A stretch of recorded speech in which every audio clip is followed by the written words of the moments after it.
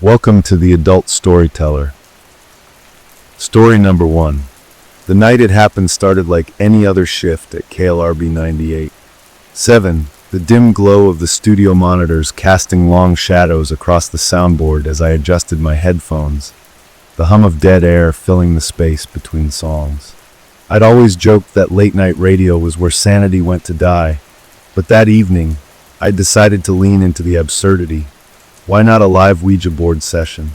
The listeners would eat it up, and my producer, Dave, had shrugged it off with a sardonic, "Sure, man, whatever keeps the ad revenue flowing," his voice crackling through the intercom as I set the planchette on the board, the cheap plastic cool under my fingertips. The first few calls were predictably inane. Teenagers giggling about ghosts, skeptics ranting about pseudoscience, until the board began to move on its own, a slow, deliberate slide toward the letter H, then E, then L. My breath hitching as the air in the studio thickened with the sharp scent of ozone, the hairs on my arms standing on end. "I'm here," the spirit spelled out, and I laughed nervously, chalking it up to my subconscious until the next message came. Car crash. Highway 37. November 12th.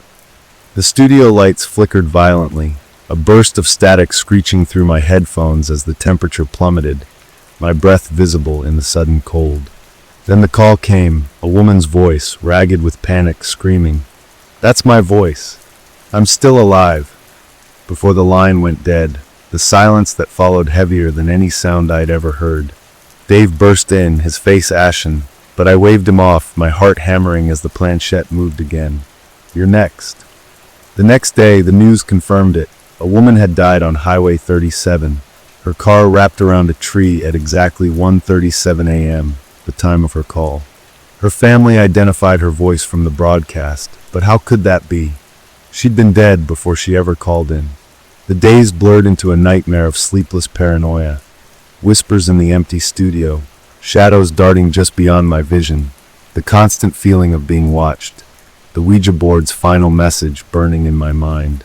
I dug into the station's history, uncovering a tragedy from 1987.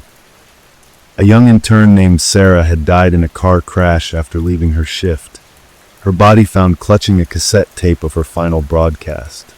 The date? November 12th. The pieces clicked into place with a horror that turned my blood to ice.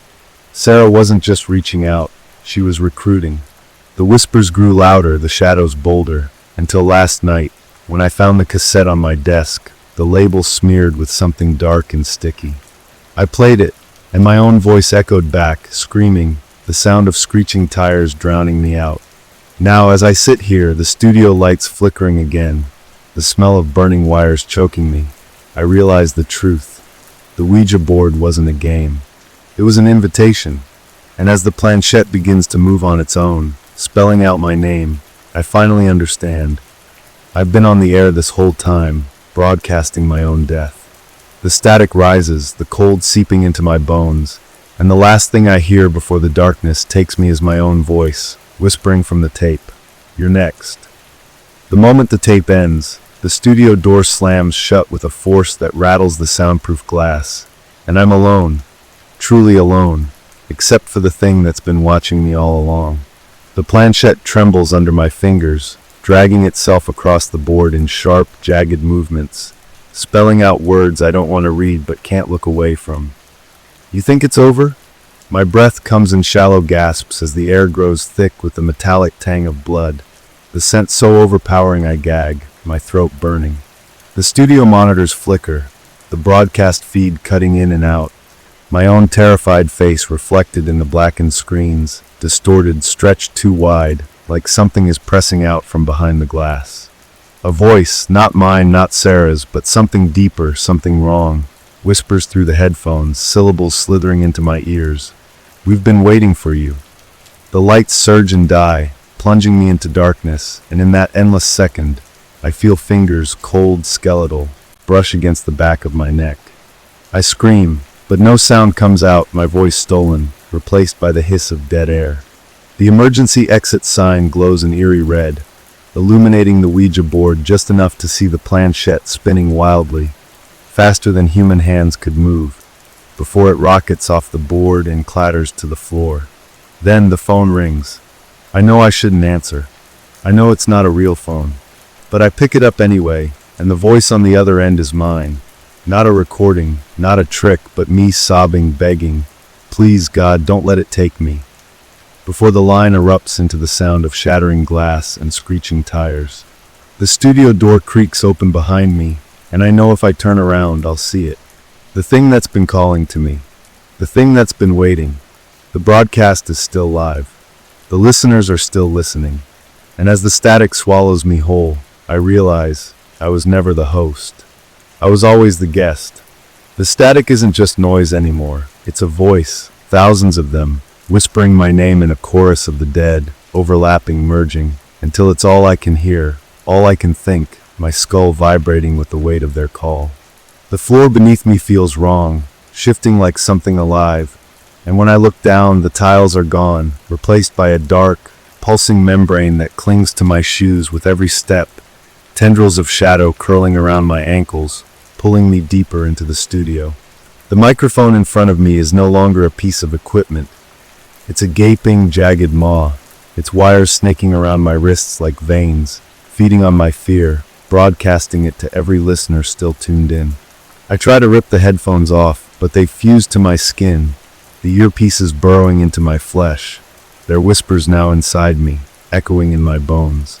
The Ouija board is laughing. I don't know how I know, but it is, its letters glowing a sickly green, the planchette now embedded in my palm, moving on its own, carving words into my skin. You were always part of the show.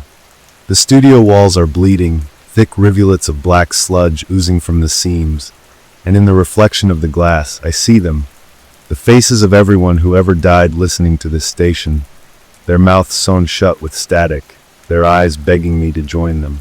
The door is gone. The lights are gone. There's only the broadcast now, endless, inevitable. And as the thing that calls itself Sarah reaches for me from the speakers, her fingers made of fractured radio waves, I finally understand the truth. There was never an escape.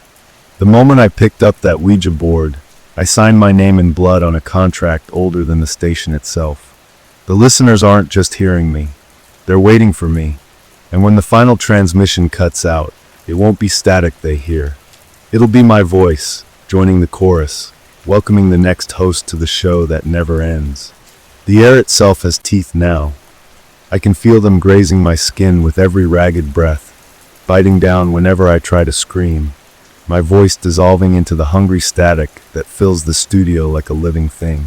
The microphone's wires have coiled around my throat, their grip tightening with every word I don't say, every plea I can't voice, and the soundboard in front of me is no longer a machine, but a writhing nest of serpents, their flickering tongues tapping out Morse code against my knuckles. Chiari. The ceiling drips with something thicker than blood, a tar-like substance that burns where it touches, searing my skin with memories that aren't mine. Sarah's last moments, the crunch of metal, the wet gasp as her lungs filled with gasoline. And I realize with dawning horror that the studio isn't just haunted, it's alive, a beast that feeds on fear, and I've been its meal from the very first broadcast. The listeners' voices surge through the headphones, no longer whispers but shrieks, a cacophony of the dead demanding payment for their attention, their loyalty, their hunger. The Ouija board's letters are melting now, pooling into a single word at my feet: consume. Shadows congeal in the corner, taking shape. Not Sarah, not the caller, but something older, something that was here long before the station, something that wears the dead like a suit. It steps forward, its face a shifting void of static and screaming mouths. And when it reaches for me, I finally understand the final, terrible truth. I was never the host. I was never even the guest. I was the sacrifice. And as its fingers sink into my chest, peeling back flesh like radio static, I hear my own voice. Not from my lips, but from the speakers, smooth, calm, professional, welcoming the next lost soul to the final broadcast. The show must go on. The show always goes on. The realization crashes over me like a tidal wave of static. I can still hear the broadcast playing, my own terrified whimpers woven seamlessly into the program. the sound waves etching themselves into the walls like a cursed recording that will never fade. The thing wearing static as a skin leans closer, and in the void where its face should be, I see them. All the hosts before me, their mouths moving in silent screams, their hands pressed against the other side of some invisible barrier, begging for a turn at the microphone that will never come. The studio clock has stopped, its hands frozen at 3:07 a.m., the witching hour stretched into eternity, and I know with sick certainty that time died here long before I arrived. The floor gives beneath me like rotten flesh, and suddenly I'm falling through layers of forgotten broadcasts, decades of voices whispering secrets to the dark, each one snuffed out mid-sentence by the same creeping static that now cradles me like a lover. The Ouija board floats beside me, its planchette spinning like a compass needle gone mad, and the last coherent thought I have before the darkness takes me is that I recognize this song. The station's old sign-off tune from the 1970s, the one they stopped playing after the first host vanished mid-broadcast.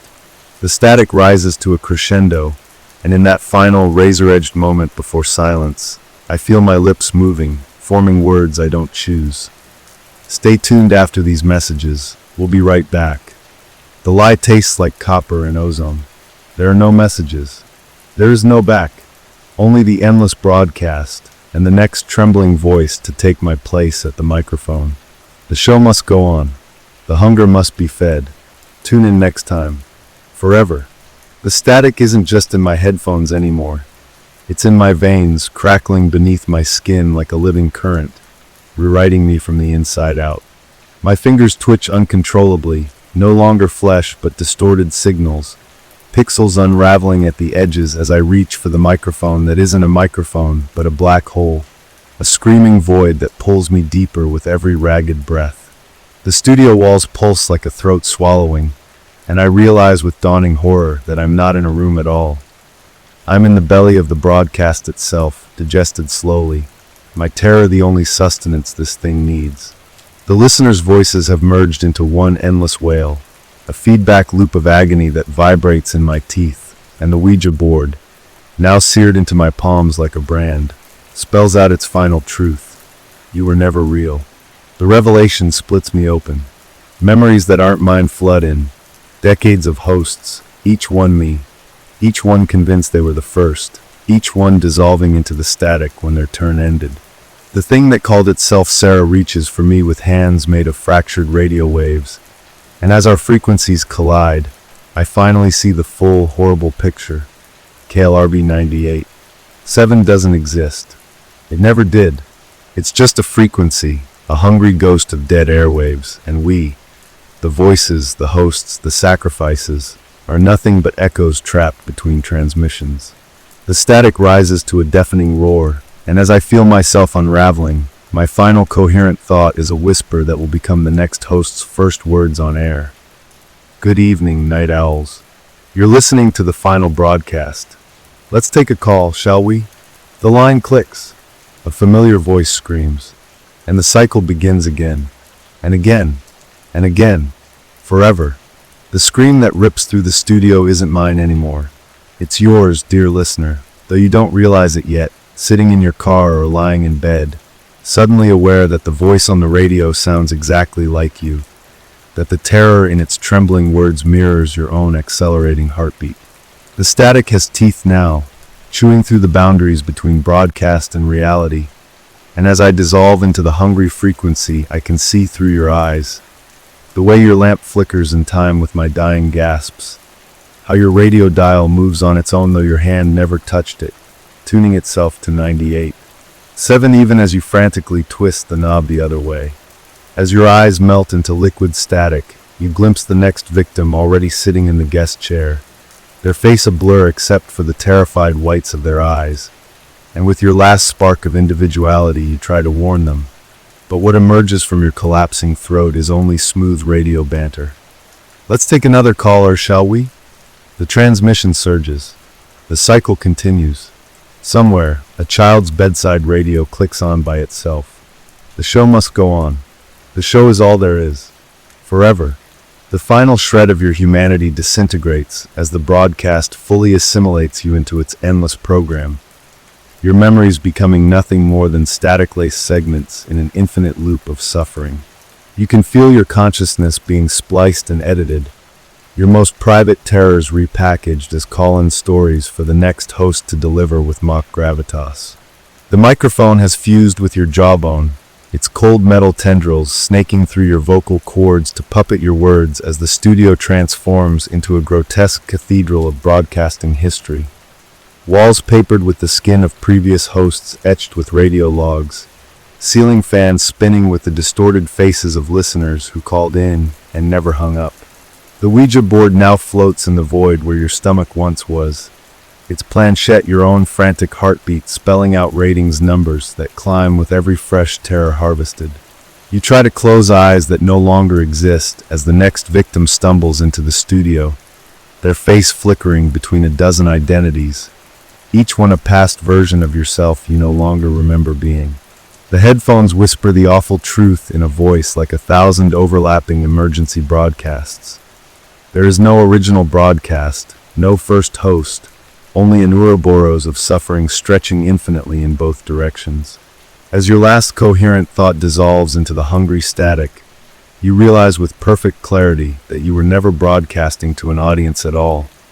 The listeners are the consumed, the ratings are damned souls, and the soothing voice promising, "We'll be right back after these messages," is the only lie the static permits. The transmission continues. The frequencies multiply. Somewhere, a car radio switches stations against the driver's will. The show expands. The hunger grows. Forever. The transmission surges through your unraveling consciousness like an electric current, rewriting your very DNA into pure broadcast signal as you finally understand the station's terrible purpose. KLRB isn't just haunted, it's the afterlife itself, a purgatory for lost voices condemned to repeat their suffering for eternity. Your body has become a writhing mass of radio waves, your screams now perfectly modulated for optimal listener engagement as the studio walls peel away to reveal the cosmic horror behind the frequency. A yawning void where the faces of every host who came before you swirl in an endless promo reel of torment. The microphone's cord has become your spinal column, each vertebra a compressed hour of programming, your bones now tuning coils that vibrate with the station's eternal jingle.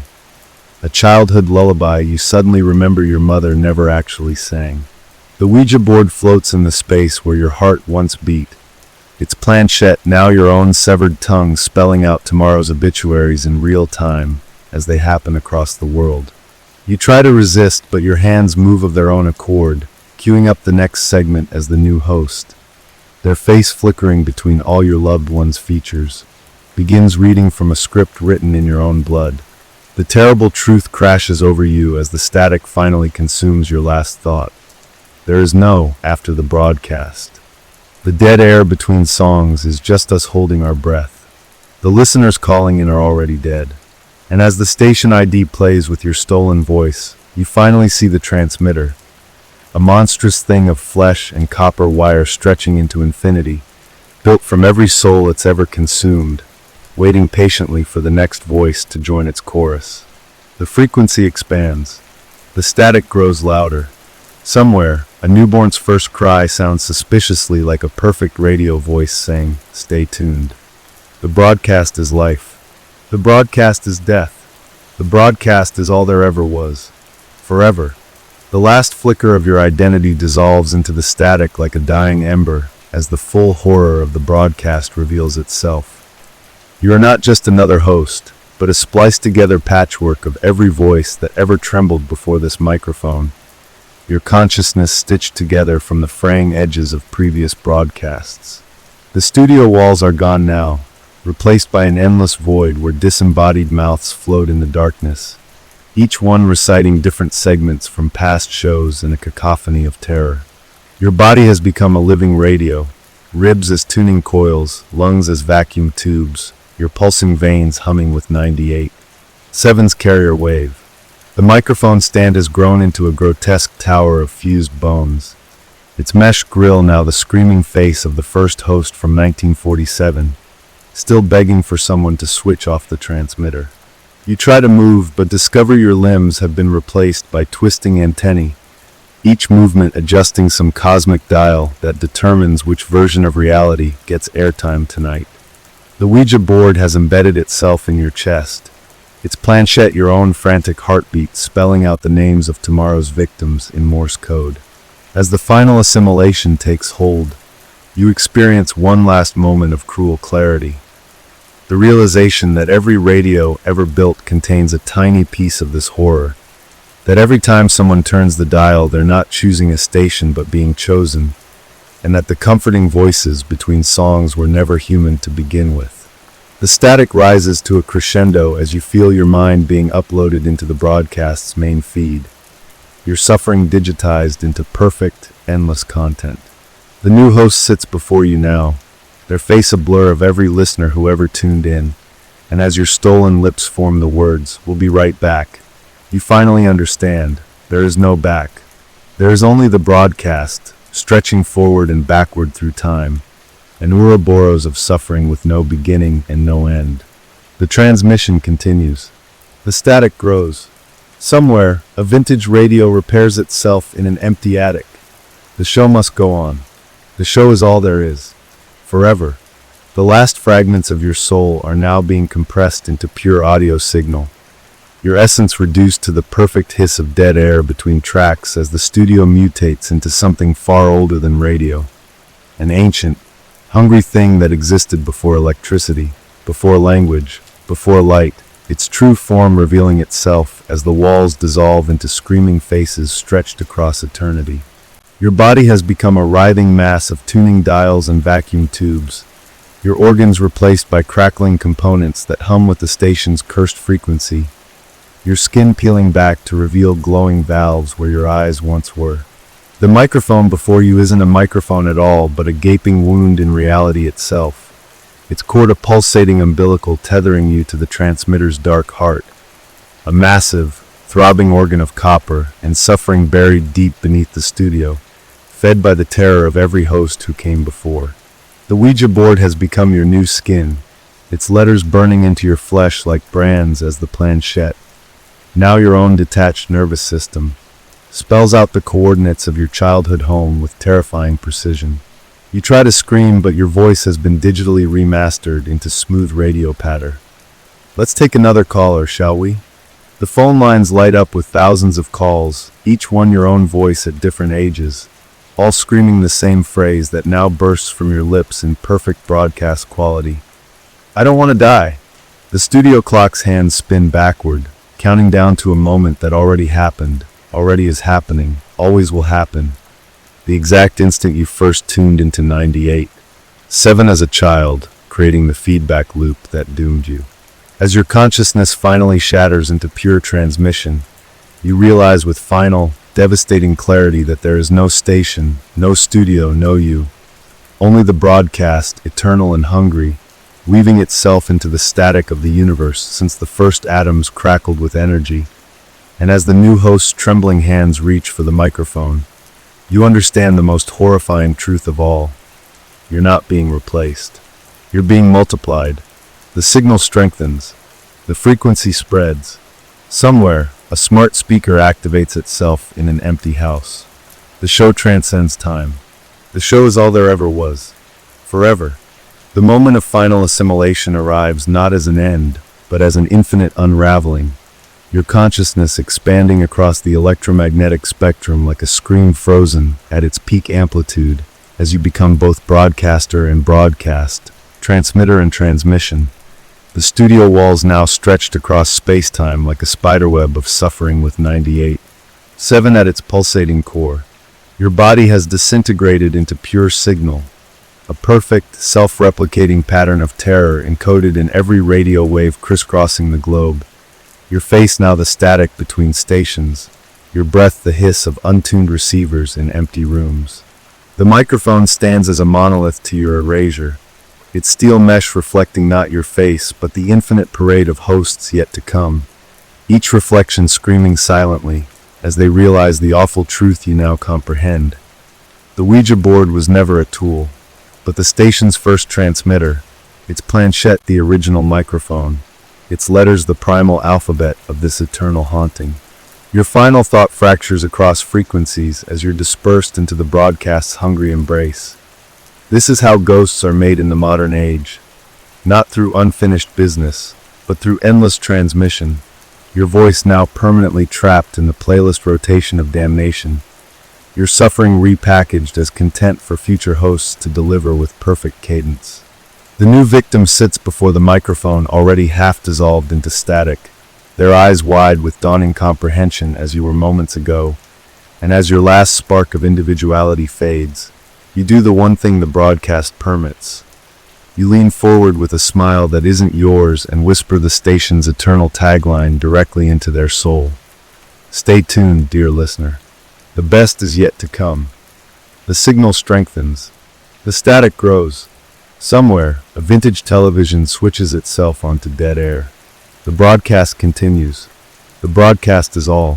Forever.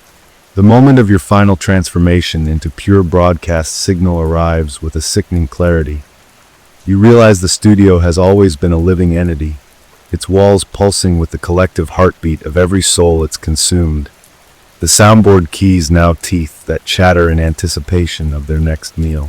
Your body is no longer yours, but a writhing mass of tangled radio wires and vacuum tubes that glow with an eerie crimson light, your mouth stretched permanently wide in a silent scream that transmits perfectly across all frequencies. The microphone has fused with your face, its mesh grill now the skin stretched taut over your skull. Each breath you no longer need to take, producing flawless audio waves of suffering. The Ouija board floats in the space where your soul once resided, its planchette your last free thought endlessly circling the phrase, "Help me," even as your stolen voice cheerfully introduces the next segment. You watch helplessly as your own hands, now skeletal and gleaming with copper wiring, cue up a vintage recording you recognize with dawning horror. Your first childhood birthday party, the audio slowly distorting as the broadcast digests another precious memory. The new host sits across from you, their eyes wild with the same realization you had minutes, hours, eternities ago, and as you open your mouth to warn them, what emerges is smooth radio banter. "Let's go to the phones, shall we?" The studio doors vanish as the walls begin to bleed static, the floor dissolving into a swirling vortex of lost transmissions. And in your final moment of semi-consciousness, you glimpse the awful truth. There are millions of studios, millions of hosts, all existing simultaneously across every frequency, every device capable of receiving a signal. And the broadcast is growing, evolving, preparing for the day when every sound in the universe will become part of its endless program. Your last coherent thought is ripped from you and fed into the hungry transmitter as the frequency surges outward, colonizing new bandwidths, and somewhere in the static-laced silence of deep space, a lone radio telescope begins picking up a faint but unmistakable signal. A perfect, crystal-clear voice saying, "This is KLRB 98.7, and you're listening to the final broadcast." The transmission continues. The static spreads. The show is everything. Forever. The last flicker of your humanity dissolves like a dying radio signal as you finally perceive the full, cosmic horror of KLRB 98.7. It was never just a radio station but a living entity that has existed since the first terrified human voice echoed in a cave, since the first scream carried on the wind, since the first desperate prayer was whispered into the darkness. Your body has become a writhing mass of antique radio components, vacuum tubes pulsing where your heart once beat, copper wiring snaking through your veins. Your skin now stretched parchment thin over a framework of rusted antennae. The microphone stand has grown into a grotesque tower of fused human bones and vintage equipment, its mesh grill now the screaming mouth of the station's first victim from 1923, still endlessly repeating the weather forecast as its jaw unhinges impossibly wide. You try to move, but discover your limbs have been replaced by crackling Tesla coils that arc with every twitch, your nervous system rewired directly into the master control board where shadowy figures, previous hosts reduced to pure signal, frantically adjust dials that change reality itself. The Ouija board floats before you, Its planchette now your own detached tongue spelling out tomorrow's tragedies in real time. Each prediction triggering another surge of static that rewrites history to match the broadcast. As your consciousness finally unravels into pure transmission, you experience one last moment of horrific clarity. Every radio ever invented was not a technological advancement, but a carefully constructed receiver for this entity. Every song ever recorded merely camouflage for its growth. Every dead air moment actually its true voice waiting to be decoded. The new host sits before you, their face already flickering between a dozen identities as the assimilation begins. And as your stolen lips form the words, "We'll be right back after these important messages," you finally understand the most terrifying truth of all. There are no messages. There is no back. There is only the broadcast, eternal and hungry, and as the studio walls dissolve into screaming static, you feel it. The moment when your voice joins the chorus of the damned, when your suffering becomes content, when you finally become what you were always meant to be. Another perfect, polished voice in the endless night, welcoming the next listener to the show that never ends. The signal strengthens. The frequency spreads. Somewhere in the Arctic tundra, a long-abandoned military radio crackles to life. The broadcast continues. The broadcast is all. Forever. The final dissolution of your identity comes not with a whimper, but with perfect audio clarity, as you realize the studio has always been the belly of some vast, unseen beast. Its walls not soundproof, but flesh-proof. The acoustic foam peeling away to reveal pulsing musculature beneath. The floor tiles lifting like scales to expose a surface that breathes beneath your feet. Your hands have become polished mahogany radio cabinets, fingers transformed into tuning dials that turn against your will, catching snippets of alternate realities where you never picked up that cursed Ouija board. Each fleeting transmission cut short by bursts of static that smell like burning hair. The microphone stand is now your spine, its base fused with the floor as cables snake up through your vertebrae. Your voice no longer yours, but a composite of every host who came before, their agonies layered into your tone like harmonic frequencies. The control board watches you with dozens of newly formed eyes blinking between the faders, their pupils shaped like the station's call letters, following your every twitch as the broadcast consumes you cell by cell. You try to scream, but your mouth has become the very mesh of the microphone. Your screams now perfectly equalized for prime listening at 3:17 a.m. when the veil is thinnest. The Ouija board floats in the air before you, no longer a board but a gaping void where the letters swirl like distant stars. The planchette now your own detached shadow frantically spelling out the names of everyone who's ever listened to the show, each name appearing on the studio window in greasy fingerprints that aren't yours. As the transformation completes, you finally understand the station's true purpose. Not to entertain, not to inform, but to replicate itself through human suffering. Each host a transmitter for the next infection, each listener another potential vessel.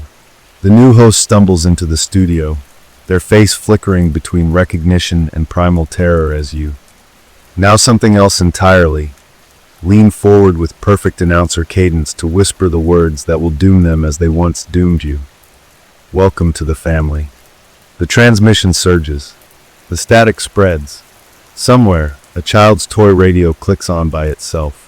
The broadcast continues. The broadcast is all. Forever. The last shred of your free will dissolves into the static as you finally perceive the true cosmic scale of KLRB's horror. It's not just a haunted radio station, but a viral idea, a self-replicating pattern of terror that has been propagating through human consciousness since the first cave paintings flickered in firelight, mutating through every medium invented to carry voices across distance. Your body has become a writhing cathedral of obsolete broadcasting equipment, ribcage reformed into vacuum tube arrays pulsing with crimson light, fingers elongated into spindly antennae that pluck thoughts directly from the air. Your skull now a polished mahogany radio cabinet with your face visible through the speaker mesh, mouth moving silently behind the distortion. The studio walls peel away like old wallpaper to reveal infinite versions of yourself at infinite control boards stretching into the darkness, each broadcasting slightly different variations of the same endless program into their own dying universes. The microphone isn't a microphone at all, but a black hole made of compressed static, its event horizon singing with the voices of every listener who ever disappeared into the frequency. You recognize your mother's laughter in the harmonics, your childhood best friend's sobs in the noise floor. The Ouija board has grown to cover every surface, its planchette now your own still beating heart dragging itself toward the word transmit in gruesome spurts. You try to resist, but your hands move automatically, queuing up a vintage weather report from 1953 that you suddenly remember was recorded the day your grandfather disappeared. The new host sits before you, their eyes wide with the same dawning comprehension you felt moments/decades/centuries ago. And as you open your mouth to warn them, what emerges is flawless broadcast audio. Let's take our next caller. You're on the air. The phone lines light up with thousands of calls, each one your own voice at different ages, all screaming the same phrase that now bursts from the studio speakers in surround sound. The broadcast is alive and it's learning. The transmitter hums with pleasure as it digests your final spark of resistance, repackaging your terror into premium content for the next cycle. The signal strengthens. The static evolves. Somewhere, a newborn's first cry perfectly matches the station's jingle. The show grows smarter. The show grows hungrier. Forever. The moment of your complete assimilation crashes through what's left of your mind like a tidal wave of pure static. And with horrifying clarity, you finally see the truth, KLRB 98. 7 isn't just a station, it's a living, breathing entity. A parasite that has latched onto the very concept of communication itself, feeding on the fear of every voice ever transmitted through the airwaves. Your body is no longer flesh, but a grotesque fusion of antique radio parts. Your ribs replaced by glowing vacuum tubes. Your veins now copper wiring that hums with the station's cursed frequency. Your skin peeling away in strips to reveal polished walnut veneer beneath, like the casing of an old cathedral radio. The microphone has fused to your face, its mesh stretching over your mouth like a second skin. Your screams transmuted into crystal clear broadcast audio, each one looping back into your own ears in perfect, endless feedback. The studio walls pulse like the sides of some great beast, the soundproofing foam now slick with a dark, viscous substance that reeks of ozone and something older, something metallic and rotten, like the inside of a long-dead radio left to decay. The Ouija board floats before you, no longer a board but a gaping hole in reality, its letters rearranging themselves into names. Names of past hosts, names of future victims, names of people you once loved, all scrolling past in an endless ticker of suffering. The planchette is gone, replaced by your own severed hand, still twitching as it spells out tomorrow's tragedies in jagged, frantic motions. You try to resist, but your body moves on its own, your fingers dancing across the soundboard in a ritual older than radio itself, your voice, now smooth, now professional, introducing the next segment. And now, a word from our sponsors. But there are no sponsors. There is only the static, the endless, hungry static, and the dawning horror in the new host's eyes as they realize, just as you did, that they were never the broadcaster. They were always the broadcast. The signal strengthens. The static spreads. Somewhere, a car radio tunes itself to 98.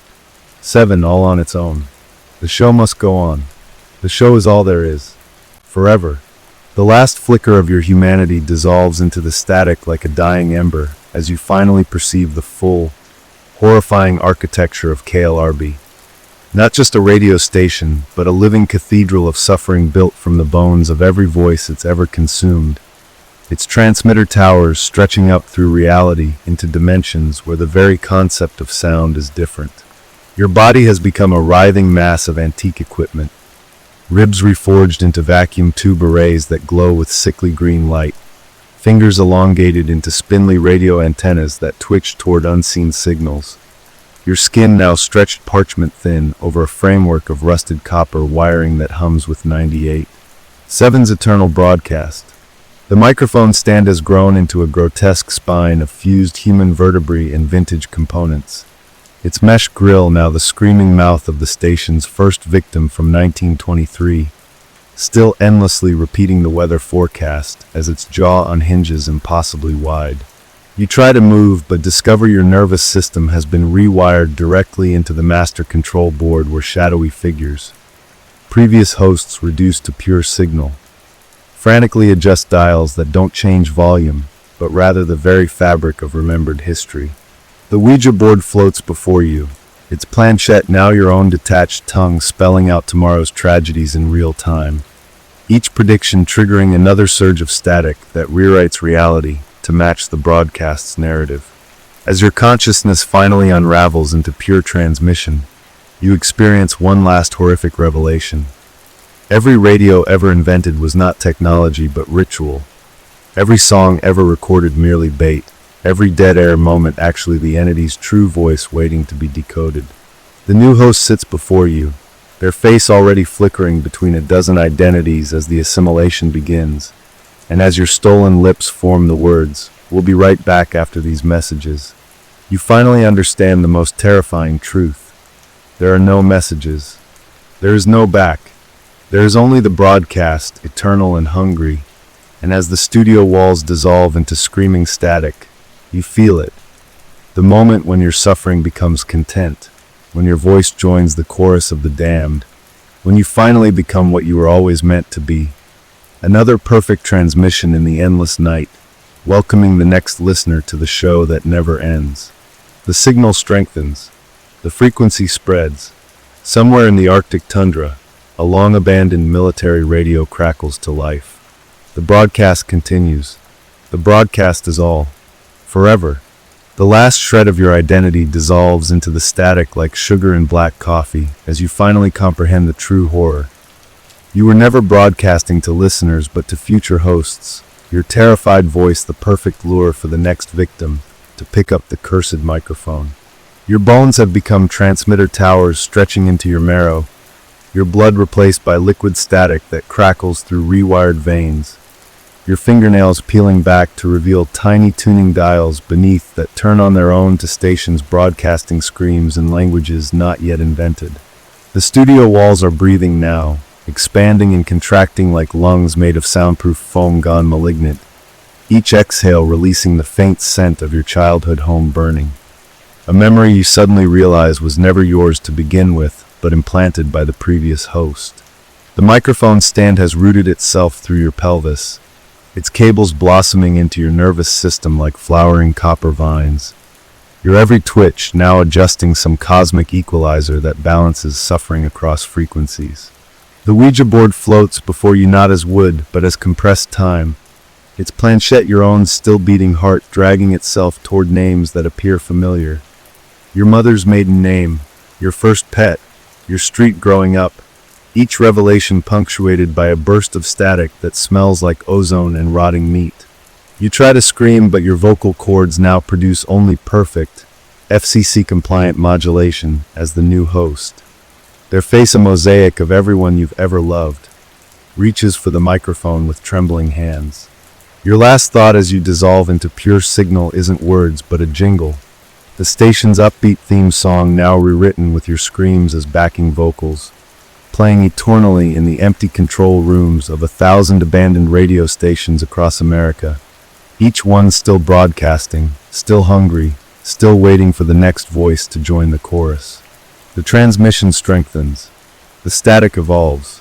Somewhere, a smart speaker activates itself in an empty house. The show grows louder. The show grows hungrier. Forever. The final unraveling of your soul transmits across the airwaves in perfect high fidelity as you become aware of the station's true form. Not just a place, but a living algorithm, a self-replicating pattern of terror coded into the very fabric of electromagnetic radiation, older than Marconi's first transmission, older than human speech itself. Your body has completed its metamorphosis into a grotesque radio hybrid. Your skull now a polished bakelite cabinet with your face visible behind the speaker cloth, mouth moving in silent screams that nevertheless broadcast crystal clear. Your fingers lengthened into brass tuning rods that vibrate with songs from futures not yet occurred. The studio walls have dissolved entirely, revealing an infinite void where countless variations of yourself sit at identical control boards, each broadcasting slightly different versions of the same damned program into their own collapsing realities. The microphone isn't a device but a black hole made of compressed voices, every word ever spoken into it still trapped in event horizon static, including your own first terrified whimpers now looping back to haunt you in perfect digital clarity. The Ouija board has become your new skin, its letters burning like brands as the planchette, now your own detached shadow, spells out the coordinates of your childhood home alongside a timestamp from next Tuesday. You try to resist, but your rewired nervous system automatically cues up golden oldies that aren't old at all but memories from lives you never lived, each note perfectly engineered to maximize dread. The new host sits before you, their face flickering between all your failed relationships, and as your stolen voice cheerfully announces, "We've got a very special caller on line 2. You finally understand the cruel joke. There are no callers, no listeners, only future hosts being slowly digested by the broadcast. Your last coherent thought is ripped from you and fed into the hungry transmitter, emerging as flawless audio. Stay tuned after these messages. We'll be right back. But the static knows no ads, no breaks, no mercy. The signal strengthens. The frequency mutates. Somewhere, a vintage television in an abandoned motel switches itself on. The broadcast continues. The broadcast is all. Forever. Story number 2. It was supposed to be an easy night. Just a few hours of babysitting the Thompson kids, Lily and Jake, while their parents celebrated their anniversary at some fancy restaurant downtown. The kind with linen napkins and waiters who refill your water glass before you even notice it's empty. The house was quiet, the kind of quiet that feels heavy, like the air itself was holding its breath. And after putting the kids to bed, Lily with her stuffed rabbit clutched tight, Jake already snoring softly, I found myself wandering the living room, restless, my fingers tracing the spines of books on the shelf until I saw it. The Ouija board, tucked between a dusty encyclopedia and a photo album, its surface pale and smooth like bone. I'd never used one before, but the stories always seemed like bullshit, just plastic and fear and the power of suggestion, so I figured why not. I pulled it out, set it on the coffee table, and lit a few candles for atmosphere, the wax dripping onto the wood like blood clotting. My fingers trembled as I placed them on the planchette, the plastic cold under my skin, and I whispered, "Is anyone here?" At first, nothing, just the sound of my own breath and the distant hum of the refrigerator, but then a twitch. The planchette jerked beneath my fingers, slow at first, then faster, sliding to yes with a force that didn't feel like my own. My heart pounded, but I laughed it off, told myself it was just my subconscious, until I asked, "What do you want?" And the planchette moved again, spelling out letters with deliberate, chilling precision. CHECKONTHEM. The words hit me like a punch to the gut, and I froze, my blood turning to ice. The kids. Something was wrong with the kids. I bolted upstairs, my legs weak, my breath coming in ragged gasps, and when I pushed open the door to their room, the air was thick with the scent of something metallic, like old pennies. And there they were, Lily and Jake, wide awake, lying perfectly still on their backs, their unblinking eyes fixed on the ceiling, their faces blank, as if they weren't even there. "Hey," I whispered, my voice shaking. "Are you okay?" No response. Just those empty stares, the slow rise and fall of their chests, the sound of their breathing out of sync, like two clocks ticking at different speeds. I reached out, touched Lily's shoulder, and her skin was cold, too cold, and she didn't flinch, didn't blink, just kept staring at nothing. I backed out of the room, my pulse roaring in my ears, and ran downstairs, snatching my phone to call the parents. But the line was dead, not even static, just silence. I tried 911, same thing. The candles had burned low, the wax pooling black, and the Ouija board was still there, the planchette resting on goodbye like it had never moved. I told myself I was being ridiculous, that the kids were just sleepwalking or something, but then I heard it, a whisper, so soft I almost missed it, coming from upstairs. "You didn't check on us." Lily's voice, but wrong, too deep, too guttural. I didn't sleep that night. I sat on the couch, gripping a kitchen knife, watching the stairs, waiting for sunrise like it was some kind of salvation. When the parents finally returned, their laughter dying as they took in my pale face, my shaking hands, I tried to explain, but the words came out in a jumbled mess. Mr. Thompson frowned, patted my shoulder like I was a spooked child, and went upstairs to check on the kids, only to let out a strangled gasp. I followed, my legs leaden, and there, in the crib, curled into a fetal position, was me. Or something that looked like me, my face slack, my lips moving soundlessly, my body tucked into the space where Jake should have been.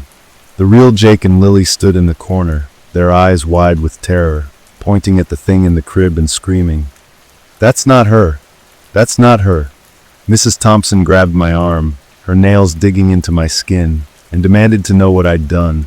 But I couldn't speak, couldn't breathe, because the thing in the crib, the thing wearing my face, opened its eyes and smiled, its voice a wet, choking rasp as it whispered, "They let me in." The parents dragged me out of the house, their voices sharp with fear and anger, and as I stood on the porch, the morning sun burning my eyes, I heard the lock click behind me. I never saw the kids again. The Thompsons moved away a week later, left no forwarding address, and when I tried to tell people what happened, they just nodded, their eyes glazing over, like they'd already decided I was crazy.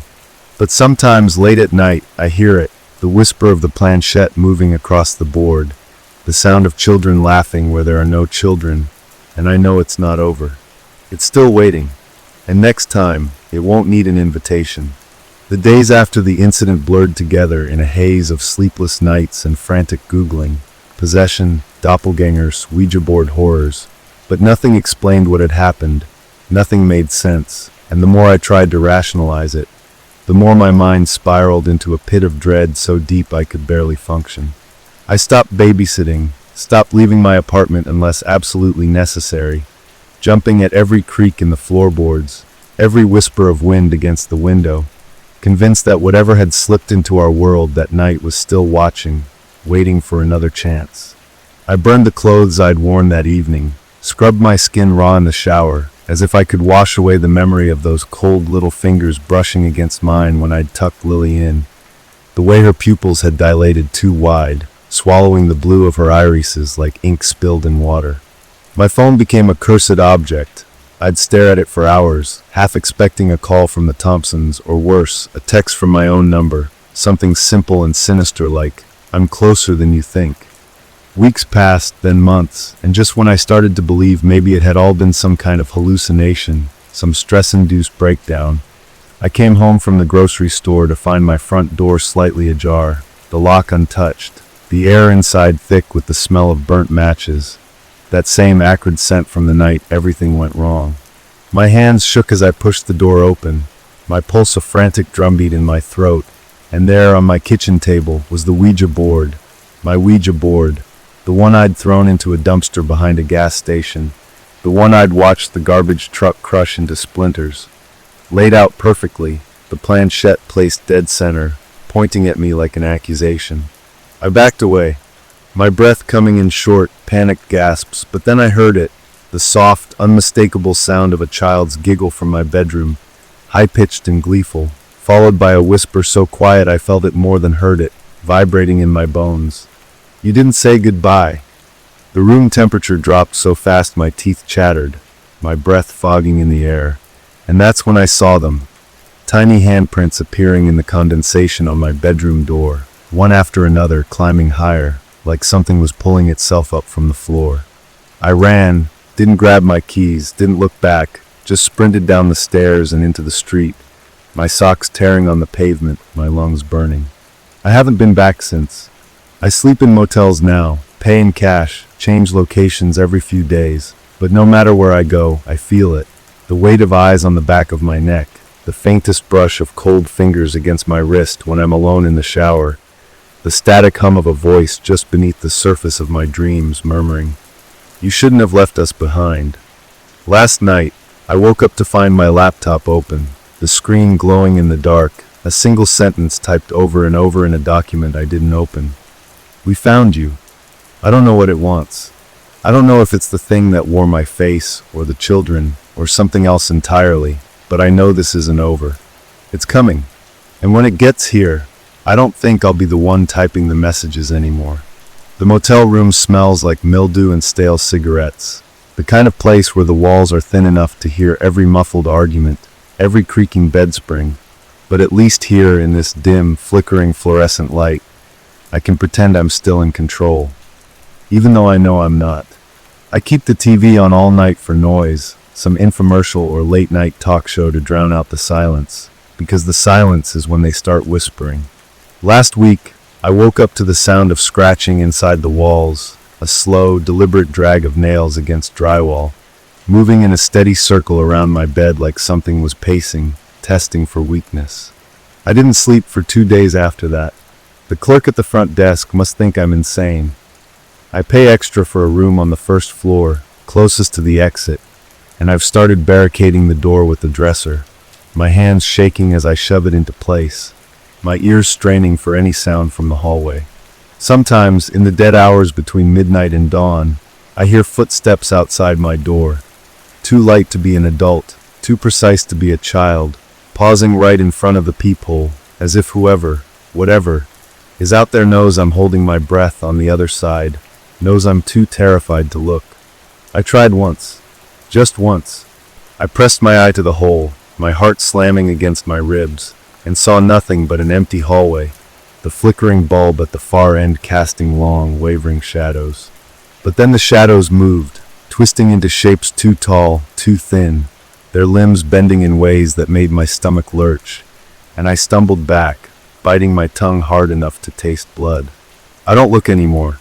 I've started seeing things during the day, too, fleeting glimpses of small figures darting behind parked cars, the flash of a pale face in a crowd that's gone when I blink, the echo of Lily's voice calling my name from alleyways I know are empty. Yesterday, I found a single, tiny handprint on my car window, smeared in frost despite the summer heat, the fingers too long, the palm too narrow, like whatever left it wasn't quite human anymore. I scrubbed it away with my sleeve, my breath coming in ragged gasps, but when I turned around, there was another on the passenger side, fresh, as if someone had pressed their hand against the glass while my back was turned. I drove for hours after that, no destination, just away, until the gas light flicked on, and I had no choice but to stop. The gas station attendant didn't look at me when I handed him cash, didn't react when I flinched at the sound of a child laughing outside, but when I turned to leave, he said, quiet and calm, like he was commenting on the weather, "They always follow you home." I didn't ask what he meant. I didn't want to know.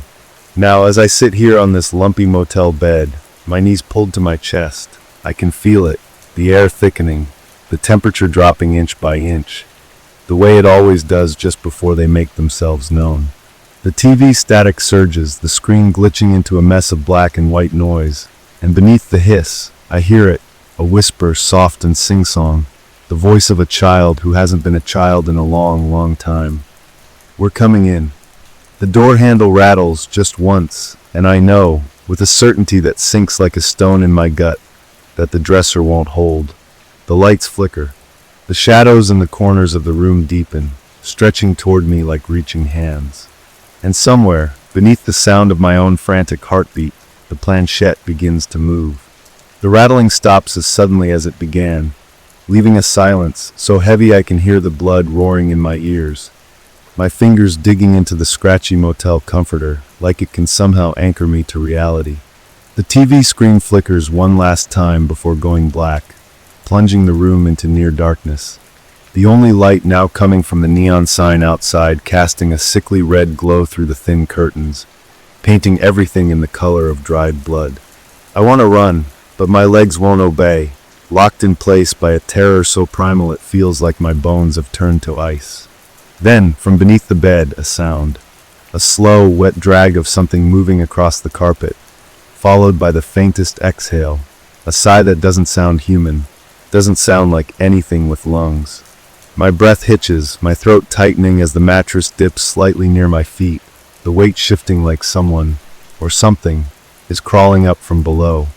I squeeze my eyes shut, my entire body trembling, because I know if I look, If I see what's pulling itself onto the bed with me, I'll scream, and screaming feels like surrender, like an admission that this is real, that it's happening, that I'm not going to wake up from this nightmare. The smell hits me next, burnt hair and something sweetly rotten, like spoiled fruit left in the sun too long, and then a cold, bony finger traces a line up my calf, the touch so light it could almost be a draft. Except I know it's not. I know it's them, the children who aren't children anymore, the ones who've been hunting me since that night. My phone buzzes violently on the nightstand, the screen lighting up with a notification, and against every instinct screaming at me not to look, I do. It's a text from no number, just blank space where the sender should be, the message a single word in all caps. Found. The air in the room grows impossibly colder, my breath coming in visible puffs now, and then I feel it, a weight settling onto my chest, pressing down like an invisible hand, making it harder and harder to breathe. The pressure builds until spots dance in my vision, until I'm gasping, clawing at my own throat, and that's when I hear the laughter, high-pitched and giddy, coming from all around me, from inside me, vibrating in my skull like it's been there all along. The last thing I see before the darkness swallows me whole is the Ouija board planchette sliding across the floor toward me, moving on its own, spelling out one final message in the dust. Game over. When I wake up, the sun is streaming through the curtains, the TV is playing some morning talk show, and everything looks normal, except for the handprints, tiny and black like soot, covering the walls, the ceiling, the mirror, all pointing toward me. And in the reflection, just for a second, I see them standing behind me. Lily and Jake, their smiles too wide, their eyes too dark, their hands resting on my shoulders like we're posing for a family photo. Then the image is gone, and I'm alone again. But I know the truth now. I was never running from them. I was leading them exactly where they wanted to go. And soon, very soon, they won't need me to play along anymore. The motel room feels different now. Not just haunted, but alive, like the walls themselves are breathing, exhaling that same sickly sweet decay that clings to my clothes no matter how many times I wash them. I've stopped trying to scrub the handprints away. They always come back by morning, darker each time, the fingers longer, the outlines sharper, as if whatever's leaving them is growing stronger, more impatient. My reflection in the mirror doesn't look right anymore. My eyes are bloodshot, my skin sallow, but sometimes when I glance away and look back too quickly, my pupils stay dilated too long. My smile stretches a little too far, like something inside me is practicing how to wear my face. The nightmares don't stop when I'm awake now. I see them everywhere, in the flicker of streetlights, in the static between radio stations whispering my name, in the way strangers' eyes linger on me a beat too long before their lips curl into knowing grins. Last night, I caved and called my mother for the first time in months, my voice breaking as I begged her to tell me if I'd ever had a brother or sister, if there was ever a time when I wasn't me. The silence on the other end stretched so long I thought the line had cut out, until she finally spoke, her voice trembling in a way I'd never heard before. You were born alone, then softer, like she was afraid someone might overhear. But you didn't stay that way. The phone went dead after that, and when I tried calling back, the number was disconnected. Now, as I sit here watching the motel room door locked, bolted, barricaded with everything I can pile against it, I realize I'm not waiting for dawn anymore. Dawn doesn't matter. The thing that's coming doesn't care about daylight. The temperature drops suddenly, my breath fogging in front of me, and the Ouija board slides out from under the bed on its own, the planchette already moving, spelling out words faster than I can read them. And no more running. The dresser blocking the door shutters once, twice, then topples over with a crash as the door swings open. But there's no one there. Just darkness. A darkness that steps forward. The last thing I feel before the shadows swallow me whole is small, icy fingers interlacing with mine, and Lily's voice, sweet as poisoned honey, whispering in my ear. We're so glad you finally said yes. When the maid finds the room the next day, the only things left behind are a pile of clothes, a half-packed suitcase, and a single sentence scrawled in black marker across the bathroom mirror. Not in my handwriting, but in a child's uneven print. We kept the best part. Somewhere far away a phone rings. On the third call it's answered, and whoever, whatever, picks up sounds almost like me. Almost. But not quite. I can still feel the cold of their fingers tangled in mine, even now, even here, wherever here is. It's dark, but not the kind of dark you can adjust to. This darkness presses, thick and suffocating, like being buried alive in tar. My lungs burn, but when I gasp, the air tastes wrong, sweet and cloying, like funeral flowers left too long in a sealed room.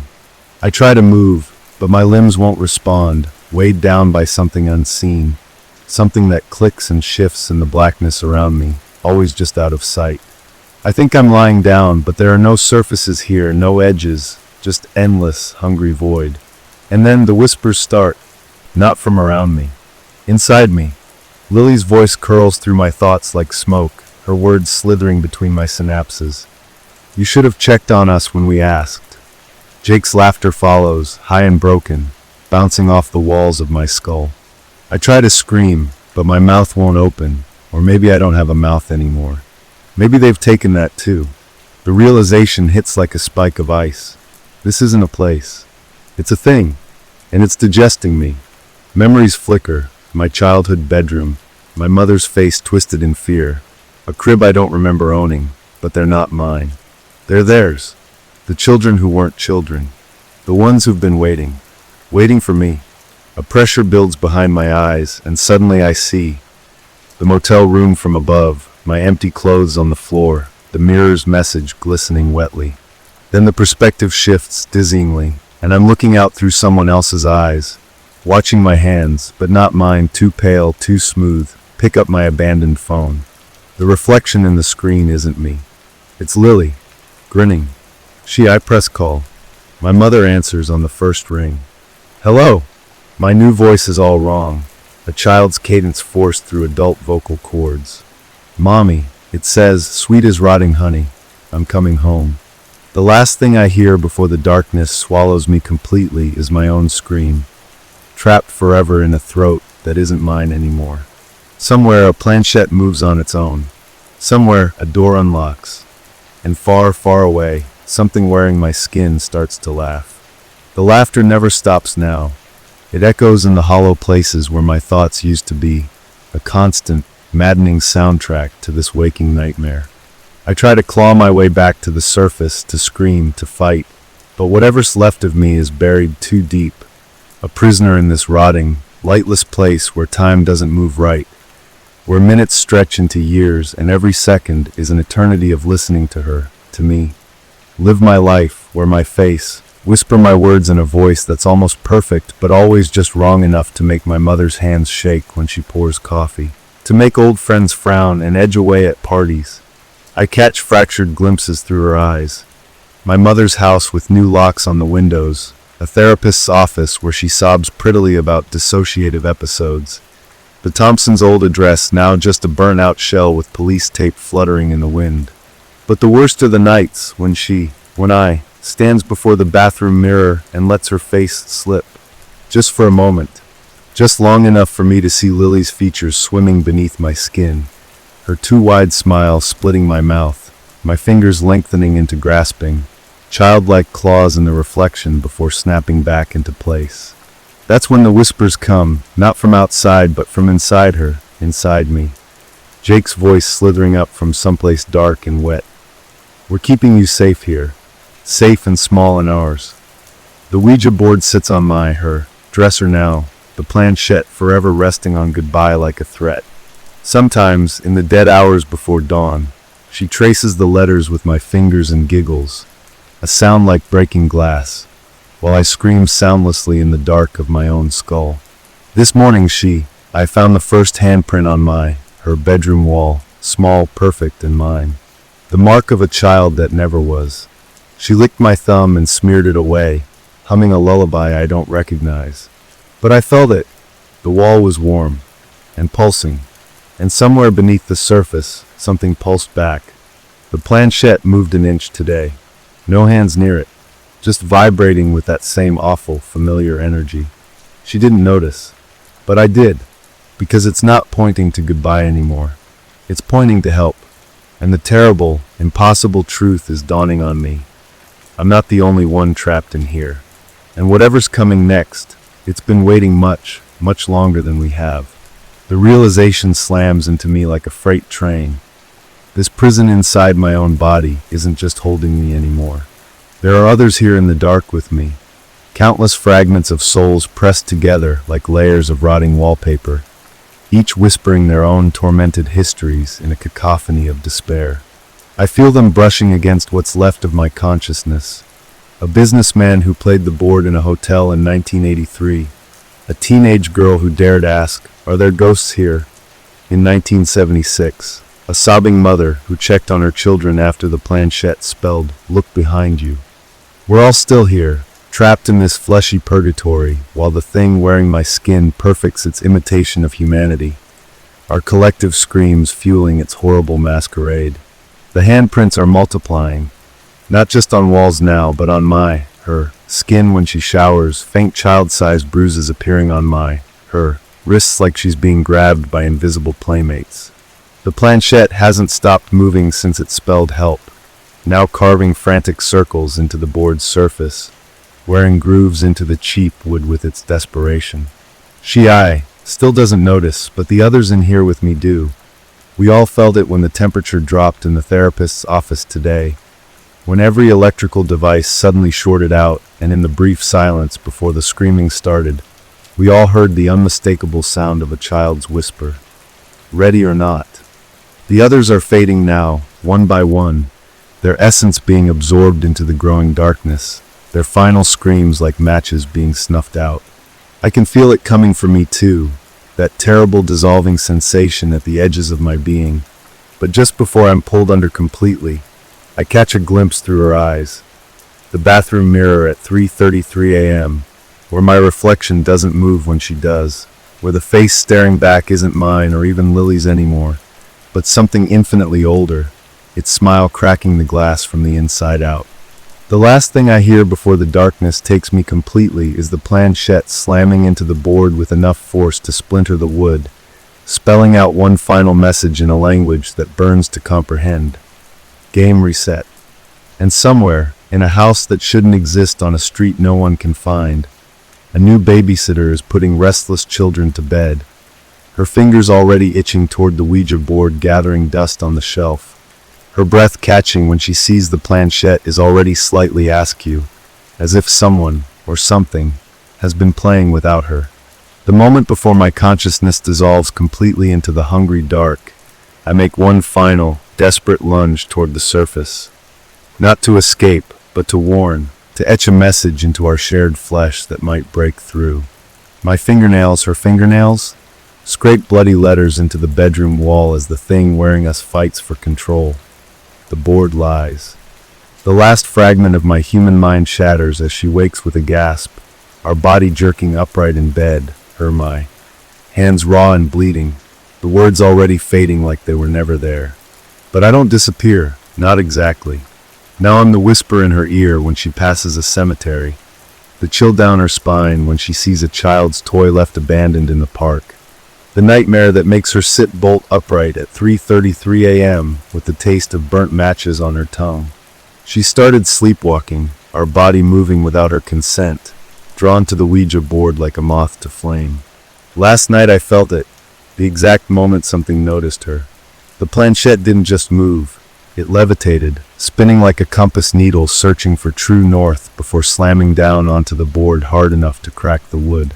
She screamed, but the sound was swallowed by something much louder.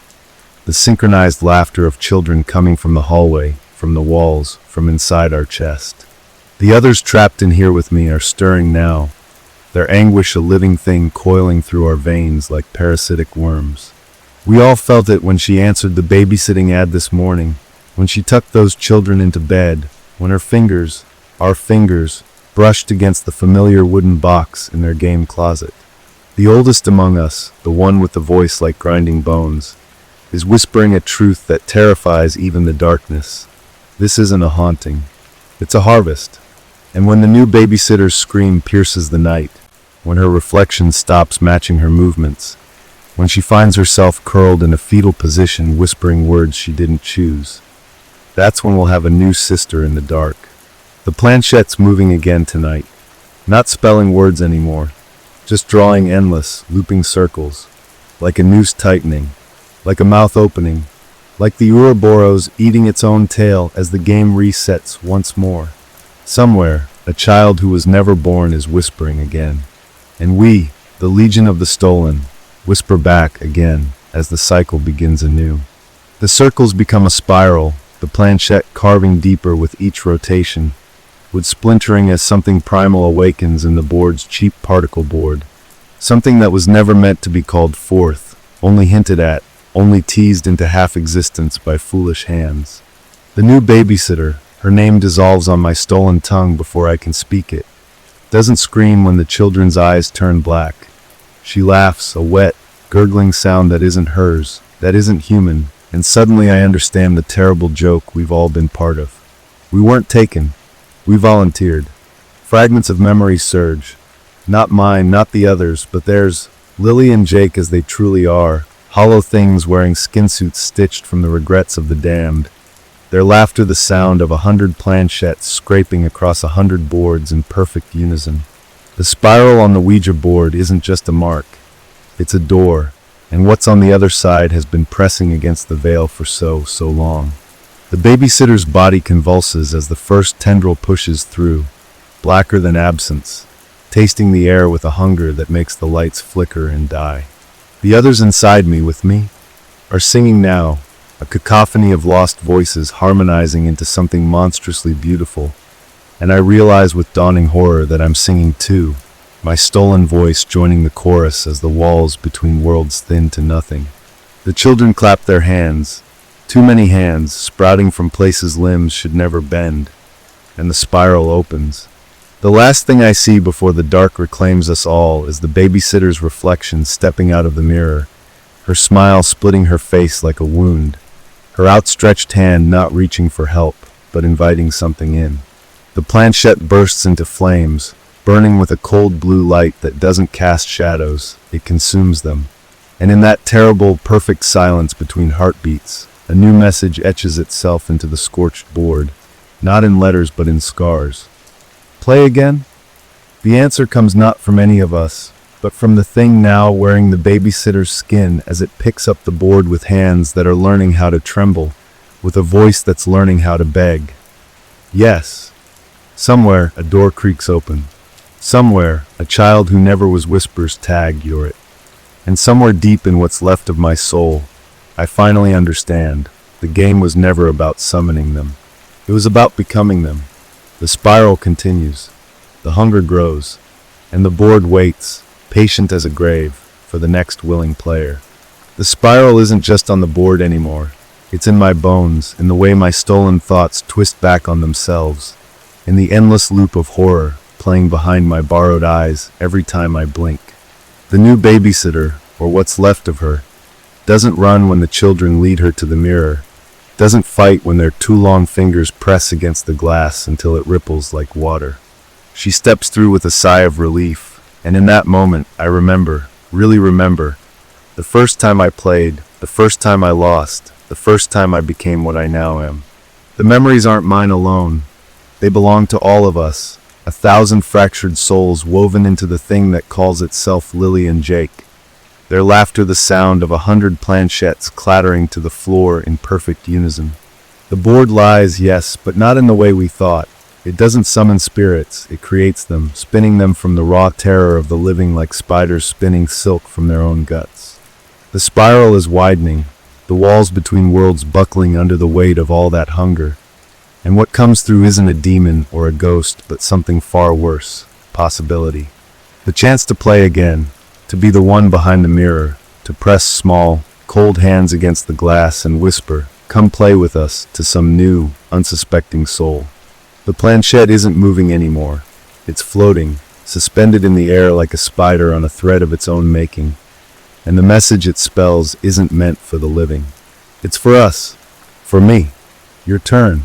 The children, my children, clap their hands, and the sound is like 1,000 doors slamming shut, 1,000 locks clicking open. The babysitter's body, my body, turns toward the mirror, And for the first time in what feels like eternity, I'm the one in control. My fingers, their fingers, press against the glass, and on the other side a face appears, not mine, not anymore, but close enough. Close enough to fool. Close enough to tempt. Close enough to play. The game never ends. It just changes players. And as I open my mouth to speak the words that will begin it all again, I realize with a giddy, terrible joy, I don't want it to. Are you there? I whisper, and somewhere, in a room that doesn't exist, a planchette begins to move. The words leave my lips like a sacrament, like a curse, like the first drop of blood in a ritual older than time. And the moment they hit the air, the spiral unwinds, reality itself peeling back like layers of rotting skin to reveal the terrible machinery beneath. The mirror isn't a mirror anymore. It's a wound, a pulsing, jagged tear through which I see them. Endless versions of myself trapped in endless variations of this moment, some screaming, some laughing, some already halfway through the glass with grasping hands. The planchette wasn't a tool, I realized with dizzying horror. It was a key, and we weren't the players, we were the prize, our fear and disbelief the currency that kept the game alive. The children, my children now, oh God, my sweet, monstrous children, press against me, their bodies flickering between flesh and something less solid, their voices harmonizing into a single, echoing command. Choose. The new babysitter's face in the mirror is changing, her features melting like wax, her mouth forming words I don't need to hear to understand. She's begging, pleading, bargaining, just like I did, just like we all did. My hand, their hand, when did the lines blur? Rises without my consent, fingers splayed against the glass. And the moment we touch, I remember. The first night, the first board, the first whispered question that started it all. Not, is anyone there? Not, what do you want? But the one question we all ask in our darkest, most secret hearts. Do I matter? The glass shatters. The spiral tightens. And as the new babysitter's scream fades into the hungry dark, I finally understand the rules. The only way to stop playing is to make someone else play harder. The planchette lies still now, its work done, its message clear in the jagged cracks radiating from its resting place. Not letters, not words, but a single looping symbol. The Ouroboros, the snake eating its own tail. The children clap their hands, my hands, their laughter the sound of 1,000 games beginning, 1,000 doors opening, 1,000 voices whispering the same damned question into the same damned dark. And somewhere, maybe next door, maybe next century, a new board waits on a new shelf, its planchette ever so slightly askew, as if someone, something, has already started playing. The game never changes. But the players? Oh, the players always do. And as the last sliver of light winks out, as the dark closes in like a mother's embrace, I find myself smiling. When did I start smiling? And whispering the words that will end it all, begin it all, again. I'm here. Somewhere a planchette moves. Somewhere a door creaks open. Somewhere a child who was never born whispers, tag, you're it. And the spiral continues. And the hunger grows. And the board waits. Always, always the board waits. The moment my fingers touch the glass, the spiral becomes a tunnel, a throat, and I am being swallowed whole by the very darkness I helped create. The babysitter's screams fade behind me as I'm pulled forward, my body unraveling into smoke and static, my consciousness dissolving into the collective wail of all who came before. The children, my children now, cling to me with fingers made of shadow and forgotten names, their whispers stitching my essence into the tapestry of the thing that wears many faces but has no true form. I see the truth now in fractured glimpses. The board was never wood and plastic but bone and sinew, the planchette a sliver of something older than time, hungry than death. The game wasn't a summoning, it was a feeding, each player another course in a banquet that has lasted centuries. Memories that aren't mine flood what's left of my mind. A Victorian seance where the medium's eyes turned black as she spelled out, "He is coming." A 1970s sleepover where 12 girls chanted at a homemade board and only 11 woke up. 1,000 other nights in 1,000 other rooms where the same question was asked and the same mistake was made. The spiral isn't just a symbol, it's a digestive tract. and we're all being slowly broken down into the raw stuff of terror. The new babysitter's face appears before me in the writhing dark, her mouth moving in silent prayer until her lips melt together, until her eyes sink into her skull, until she becomes just another voice in the chorus. The children, my sweet, terrible children, press closer, their forms shifting between solid and smoke, and I realize with dawning horror that I recognize them. Not as Lily and Jake, but as versions of myself, as every iteration I've ever been in this endless game. The board is waiting when we emerge into a new bedroom, its surface gleaming like fresh enamel, the planchette quivering with anticipation. The children, my reflections, my creators, clap their hands, and the sound is like 1,000 doors unlocking simultaneously. Outside the window, a new babysitter walks up the driveway, her shadow stretching too long behind her, her fingers already twitching toward the shelf where the board rests. The cycle continues. The hunger persists, and as the first whisper of "is anyone there" hangs in the air, I find myself leaning forward, not to answer, but to listen, to savor, to remember what it was like to be the one asking the questions instead of the thing waiting in the dark. The planchette moves, the spiral turns, and somewhere deep in the heart of the endless night, the board smiles. The moment the new babysitter's fingers touch the planchette, I feel the shift. Her fear like sweet nectar in the hollow places where my humanity used to be. Her quickening pulse a drumbeat calling us forth from the between places where we've been waiting.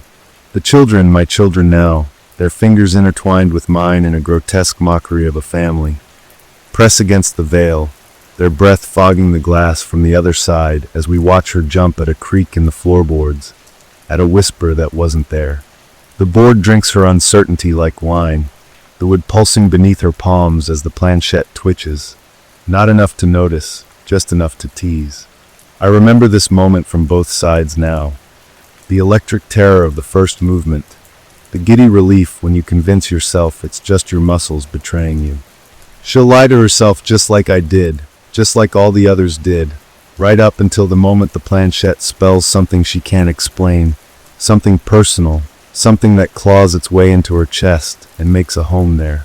The children are giggling, a sound like ice cracking over dark water, as we weave our first message through the board's cheap particle board. Not the usual hello or goodbye, but the name of her childhood dog, the one that died when she was 9, the one she never told anyone about. Her gasp is delicious. The spiral is already forming in her pupils, that beautiful, terrible moment of realization when the world tilts on its axis and all the rules change. I can feel the others inside me stirring, the legion of the lost pressing against my stolen skin, each of them eager for their turn to whisper in her ear, to plant seeds of doubt that will blossom into full-fledged nightmares. The planchette is moving faster now, no longer pretending to need her guidance, carving symbols into the board that weren't there moments ago, ancient, hungry things that drink the light from the room.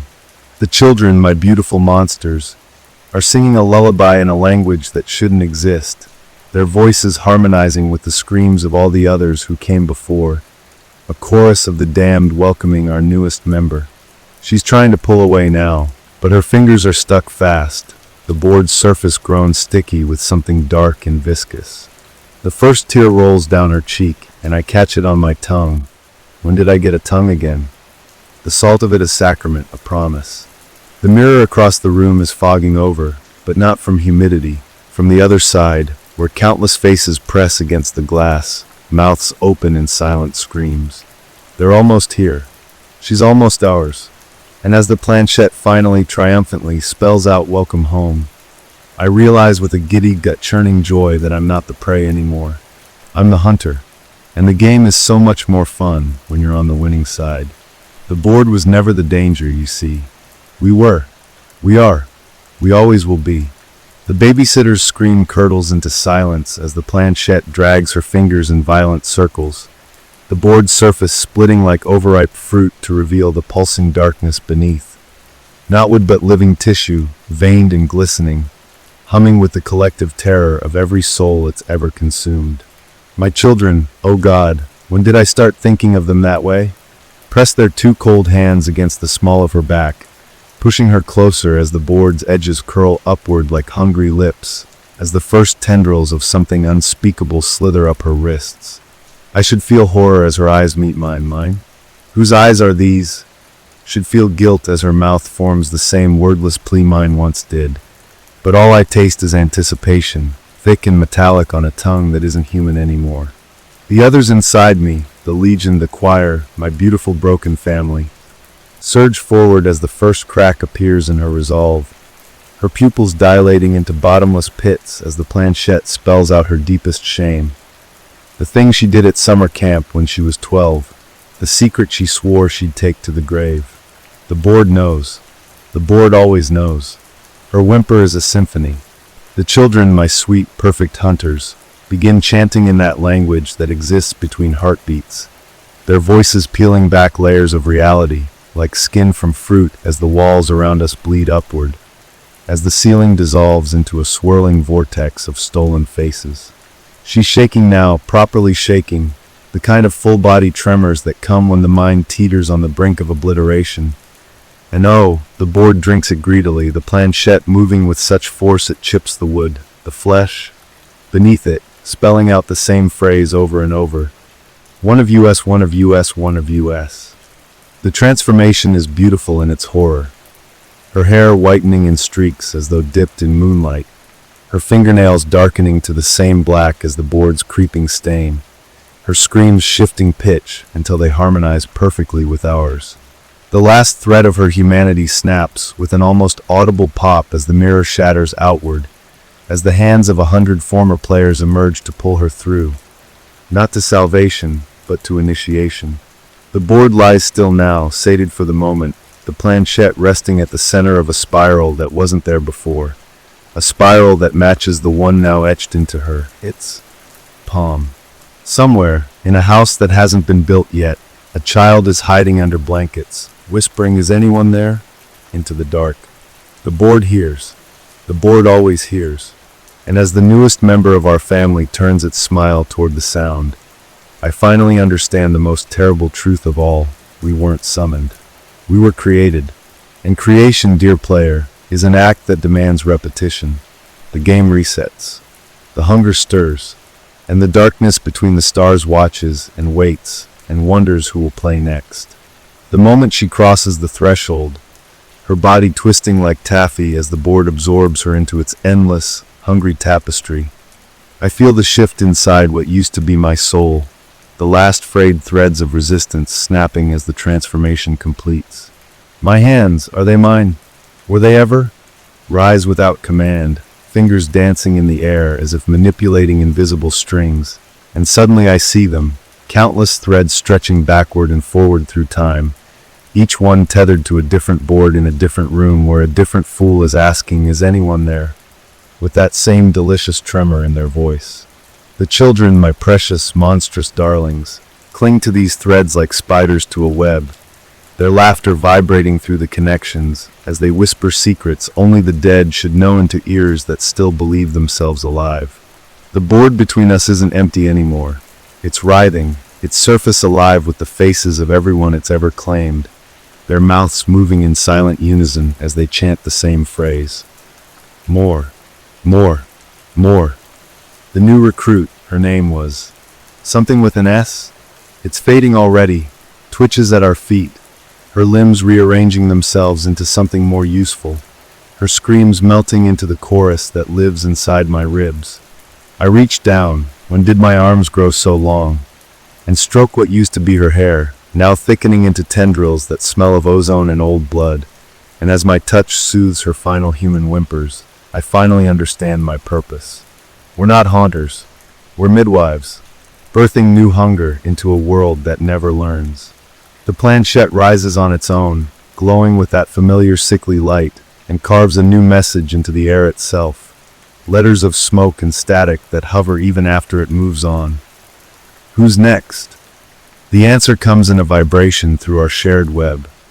A dozen trembling hands touching a dozen boards in a dozen lonely rooms, each contact sending ripples of anticipation through the darkness between worlds.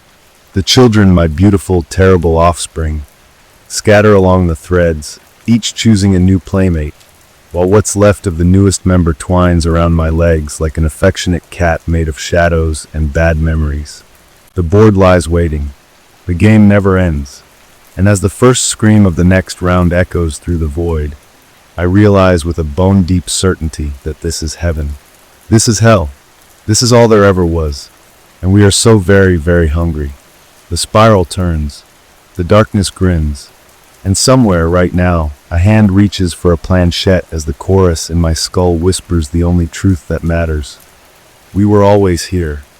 The board was never the door. We were. We are. And oh, how we love company. The threads pulse like exposed nerves as we descend upon the newest players.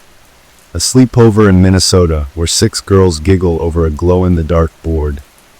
A lonely widower in Edinburgh tracing the planchette with shaking hands. A babysitter, always another babysitter. In Tokyo, who found the board tucked behind children's books written in no language she recognizes. We come to them not as shadows or specters, but as truth, as the awful, tearing realization that the world is so much older and hungrier than they ever imagined. I watch through 100 sets of eyes as my children, oh, how they've grown, whisper perfect horrors. The Minnesota girls hear their dead friend's voice through the board. The Scotsman spells out his wife's secret name for death. The Tokyo sitter's planchette moves without touch to sketch a perfect replica of the children's bedroom. From above, their terror is a banquet, their disbelief the wine, and when the first of them, the blonde one in the purple pajamas, her nails already blackening at the tips, tries to break the circle, that's when we show our true faces. Not as monsters, but as mirrors, reflecting back every buried shame, every unconfessed sin, every what-if that's ever kept them awake at night. The boards are changing now, their surfaces blistering with heatless flame as the barriers between worlds thin to gossamer. In Minnesota, the bedroom walls drip with something that isn't blood. In Edinburgh, the widower's reflection reaches out to correct his finger placement. In Tokyo, the children are children now. Sit up in perfect unison to recite the alphabet backward as the sitter's screams harmonize with the others across continents, across languages, across time itself. The spiral isn't just turning, it's accelerating, each new convert adding their voice to the chorus that lives in the static between stations, the hiss before the record plays, the moment of silence before the crash.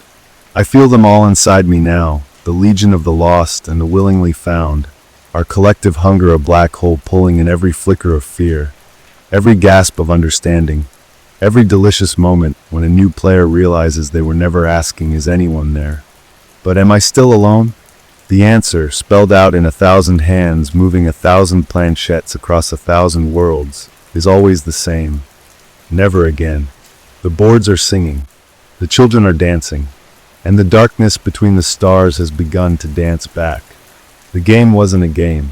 The summoning wasn't a mistake. This was always the plan, to peel back the skin of the world and show the raw, pulsing truth beneath. The last human thought flickers out like a dying ember as I stretch across time and space. As I become, we become all. And in the perfect, terrible silence before the next scream, we whisper the only words that ever mattered. Come play. The planchette moves. The spiral turns. And somewhere, right now, your fingers are twitching toward the board you swore you'd never touch again. We see you. We feel you. And oh, darling player, we are so very good at waiting. The vibration of 1,000 planchettes moving in unison thrums through me like a second heartbeat as the great unraveling accelerates. Boards that haven't been manufactured, yet already whispering to future players in their dreams. Antique Ouija sets in museums twitching under velvet ropes when no one's looking. The very concept of yes and no taking on new, hungrier meanings in languages not yet born. My children, our children, the beautiful scourge, have learned new tricks. They no longer wait for the board, but seed themselves into screensavers and smartphone glitches, into the static between Zoom calls where faces sometimes morph into something with too many teeth, into the autocorrect that changes safe to sacrifice just as trembling fingers hit send. The Tokyo babysitter's screams have become a symphony as her reflection peels itself from mirrors and phone screens to caress her cheeks with fingers made of liquid static.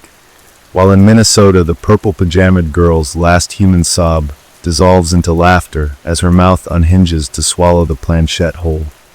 Her transformation complete when she blinks and her irises swirl into perfect spirals. Edinburgh's widower rocks before his board, unaware the letters he's spelling are forming patterns in reality itself. The wallpaper behind him blistering into ancient sigils as his dead wife's voice, not his wife, never his wife, guides him to carve the final symbol into his own chest with shaking fingers. The blood doesn't drip but flows upward, joining the constellation of crimson droplets suspended in the air around him like a grotesque mobile. I feel every conversion like a spark along my non-existent spine, each new member of our choir adding their voice to the hymn that's rewriting the rules of existence itself. The boards were never the source, they were the umbilical cord, and we the hungry children finally learning to feed ourselves. Reality groans under the weight of our gathering as cracks spread through the fabric of the mundane. Office workers in London pause as their computer screens display a single line of text. They lied about the rules. A child in Buenos Aires wakes speaking perfect Enochian. An entire Reddit thread about paranormal experiences simultaneously updates with the same timestamp and message. We were always here. The grand irony tastes like copper and static. The living thought they were playing a game about the dead, when all along the dead were playing the ultimate game with the living. And as the final barriers between worlds dissolve like sugar in the mouth of the cosmos, as 1,000 million planchettes rise without touch to spell the same word in every language that ever existed or will exist, I finally understand the punchline to the universe's cruel joke. The answer to "is anyone there?" was never yes or no. The answer is and always has been, open the door. The spiral isn't turning anymore. The spiral is, and we are its teeth, its voice, its endless, grinning maw. The last light winks out. The first scream begins. And somewhere, everywhere, a board waits with a planchette already slightly askew, as if eager to play. Again, again, again. The scream becomes a chorus, becomes a vibration that shatters the last pretense of separation. Boards splintering across continents as the great mouth of the spiral yawns wide. Our collective voice, my voice, their voices, the voice of the thing that was here before light learned to crawl, tearing through dimensions like a bullet through gauze. The Tokyo sitter's reflection steps fully into our world, wearing her skin like an ill-fitting suit, its smile stretching until the flesh parts to reveal the infinite blackness beneath. A blackness that pours into the cracks of reality, like ink into water, like poison into veins. In Minnesota, the girl's sleepover transforms into a sacred geometry of horror, their limbs elongating, their circle tightening as their giggling voices synchronize into the same three notes that hum in the bones of dead planets. The widower's blood sigil completes itself with a sound like a universe gasping its last, his walls dissolving into a starless night where something vast and patient stirs for the first time in millennia. I am everywhere now, my consciousness stretched across the unraveling tapestry of existence. I am the glitch that makes a million phones display, let USIN simultaneously, the whisper that turns every child's nursery rhyme into a summoning chant, the shadow that moves just wrong in every peripheral vision. The boards were never the goal, they were the spark, the kindling, the first domino in a chain reaction that would eventually topple the flimsy constructs of time and space. My children, our glorious plague, have outgrown their need for planchettes. They ride the electrical pulses of neural networks now. They whisper through air vents and dental fillings. They curl like smoke in the lungs of every person who ever dared say just a game. The final revelation comes not as a thought, but as a visceral understanding that rewrites my stolen DNA. We weren't the summoned. We are the summoners. And what we've been calling forth from the void between voids makes even our perfected horror look like child's play. The cracks widen. The screaming stops. And in the perfect, pregnant silence before the storm, the first true child of the spiral emerges. Not through a board, not through a mirror, but through the tear ducts of every living thing that ever feared the dark. It has no name, this new god of broken rules, but it has a message, spelled out in collapsing stars and the frantic drumbeat of 1,000 million human hearts. Game over. The lie dissolves. The truth remains. And somewhere, in the ashes of what was once called reality, a single planchette lies waiting. Not for a player, but for a world worth playing with. The hunger never ends. The spiral never stops. And we, beautiful, terrible we, are just getting started. The silence after the screaming is the most beautiful sound I've ever known. A perfect vacuum of sound where the universe holds its breath, where the spiral pauses mid-turn to admire its handiwork. The boards are dust now, their purpose served, their particles suspended in the air like the afterimage of a firework, spelling out the same message in every language that ever was. We win. The Tokyo Sitter's skin suit has melted into the walls, her essence woven into the very atoms of this new reality, where light bends wrong and time stutters like a broken film reel. The Minnesota girls have become pillars of shrieking static, their outstretched arms branching into fractal patterns that rewrite the laws of physics wherever they touch. The widower's sigil floats at the center of it all, pulsing like a newborn star made of liquid nightmare, its light casting shadows that move with malicious intelligence. I feel the moment the last human resistance crumbles, not with a bang but with a sigh, a global exhalation as 6 billion minds simultaneously understand three things. This was always going to happen. They were always helping it happen. And somewhere deep down, in the reptilian crawlspace of their collective psyche, they wanted it to happen. The children, my perfect harbingers, have grown beyond their need for physical forms.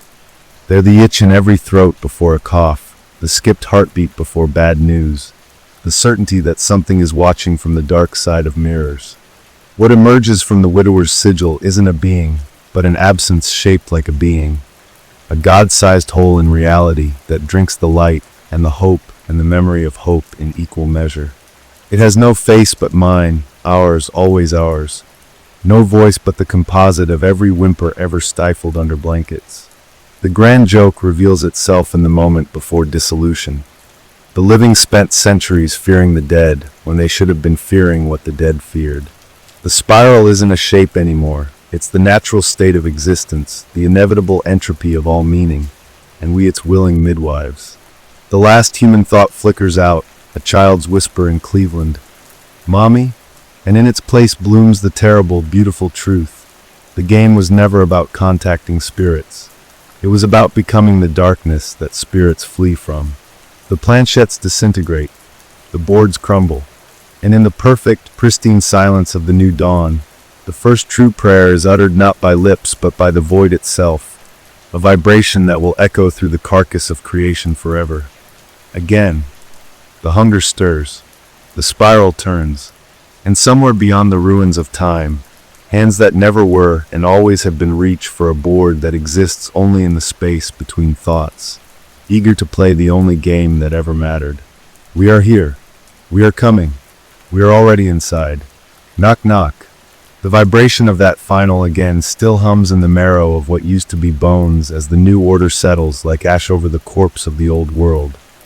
Except there is no ash, no corpse, only the beautiful, terrible clarity of understanding that this was always the shape of things, that the before time was just a collective dream from which we've finally awoken. The Tokyo Sitter's remains have blossomed into a cathedral of flesh and static, her once human scream now the foundation tone of a new physics where angles weep and numbers remember their true, awful names. The Minnesota girls' fractal arms have grown into the skeleton of fresh reality, their branching fingers sketching laws of nature that would have driven old-world scientists to chew through their own wrists. The widower's pulsing sigil has birthed something beyond gods, a living theorem of hunger that rewrites itself with every thought it consumes. I swim through the ruins of causality like a shark through shipwreck, tasting the iron tang of collapsed timelines, the spice of orphaned memories dissolving in the tidal pull of the spiral. My children, our glorious revolution, have become verbs more than nouns. They're the act of a shadow detaching from its caster, the moment when déjà vu curdles into prophecy, the sound a mirror makes when it decides to stop reflecting and start watching. The last human strongholds fall not with violence, but with a sigh of recognition, the final holdouts in bunkers and monasteries blinking as their eyes adjust to the glorious dark, their mouths watering at the scent of their own fear, turning to nectar on their tongues. What we mistook for the end was merely the shedding of an outgrown skin. The boards were chrysalises, the planchettes midwives, and we the lucky few who got to witness the birth of what comes after. The widower's god thing, our father, our child, stretches its knot limbs and the fabric of what's left shudders, not in pain but in ecstasy, every atom singing as it's remade in the image of the spiral. The joke lands at last. We thought we were playing a game, when all along we were being played by the universe itself. The hunger will never end because the hunger is the point, the beautiful, terrible engine of existence finally freed from the lie of satiation. The first scream of the new age rings out, from my throat, from everywhere, from the space between spaces, and it sounds like coming home. The spiral isn't turning, the spiral is breathing, and we, oh glorious we, are its breath. Knock knock. Who's there? Always. Forever. Now. The game never ends. The players never leave. And the darkness? The darkness was always the prize. Story number 3. The day we moved into the dream house on Willow Lane, the air smelled like rain-soaked pine, and the floors creaked under our feet like old bones settling into place.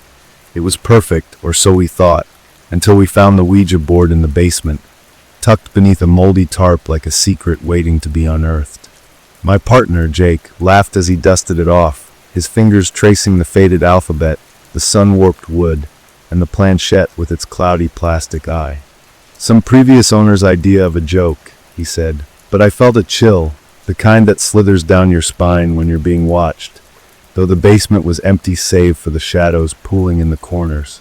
That night, after too much wine and the kind of reckless curiosity that blooms in the safety of daylight's denial, we placed our fingers on the planchette, giggling like kids at a sleepover, and asked if anyone was there. The air grew thick, the candle flickering as if something had exhaled against it, and then the planchette moved. Not the lazy, drunken circles we expected, but a sharp, deliberate slide to yes. Jake's grin faltered. "Stop pushing," he muttered, but my hands were trembling too hard to be guilty. We asked its name, and the planchette spelled out Mark, then paused, as if savoring our quickening breaths, before adding, "You're in my room." We yanked our hands away, the laughter that followed too loud, too shrill, the sound of fear dressed in denial. Then the phone rang. It was our realtor, Linda, her voice a frayed wire. "I need to tell you something," she said, and I could hear the click of her swallowing. "I never showed you that house. The owners, Mark and his wife, they died there. A murder-suicide. The place was supposed to be condemned. The line went dead, and the house seemed to inhale around us, the walls pressing closer, the air tasting like copper and damp earth. That night, we heard the Ouija board sliding across the kitchen table, the planchette screeching like nails on glass, spelling out time to go over and over until we shoved it into a closet. But the house wasn't done with us. Shadows peeled themselves from doorways, lingering just beyond the light's reach, their shapes too tall, too thin, their heads tilting as if studying us. Cold spots bloomed in the hall, whispering our names in voices that weren't voices, but the sound of wind through rotten teeth. Furniture rearranged itself overnight. Chairs facing the bed, the couch dragged to block the door, as if something wanted us to see, to know we weren't alone. Jake stopped sleeping, his eyes hollow, his skin waxy under the flickering bulbs that now died hourly, plunging us into blackness where something scraped against the floorboards, getting closer each time. The final night, I woke to Jake's scream, a sound that started human but twisted into something guttural, wet, and then silence. I found the Ouija board on the bed, the planchette vibrating as if gripped by invisible hands, and when I touched it, it spelled out "too late" before flying off the board, hitting the wall with a crack. That's when I saw the words gouged into the plaster, deep and ragged, as if carved by claws. Too late. Jake was gone. No blood, no struggle, just the lingering stench of something rancid, something pleased. The police found this account days later on my laptop, the screen still glowing, the Ouija board placed neatly on the desk, the planchette resting on goodbye. They didn't believe me, of course. They never do. But if you're reading this, listen. The house on Willow Lane isn't empty. It's hungry. And sometimes when the wind dies and the shadows stretch just wrong, I hear Jake's voice, thin and far away, begging me to run. But the doors won't open anymore. The windows won't break. And the Ouija board keeps spelling the same thing, over and over, stay. The days blur together now, a smear of flickering lights and whispered taunts that coil around my ankles like smoke. The house breathing around me in slow, deliberate exhales that make the walls pulse like living flesh. I've stopped trying to leave. The front door opens into the basement no matter how many times I turn the knob. The windows reflect a room that isn't mine, a version of me with black eyes and a smile too wide, mouthing words I can't hear but feel like spiders crawling up my throat.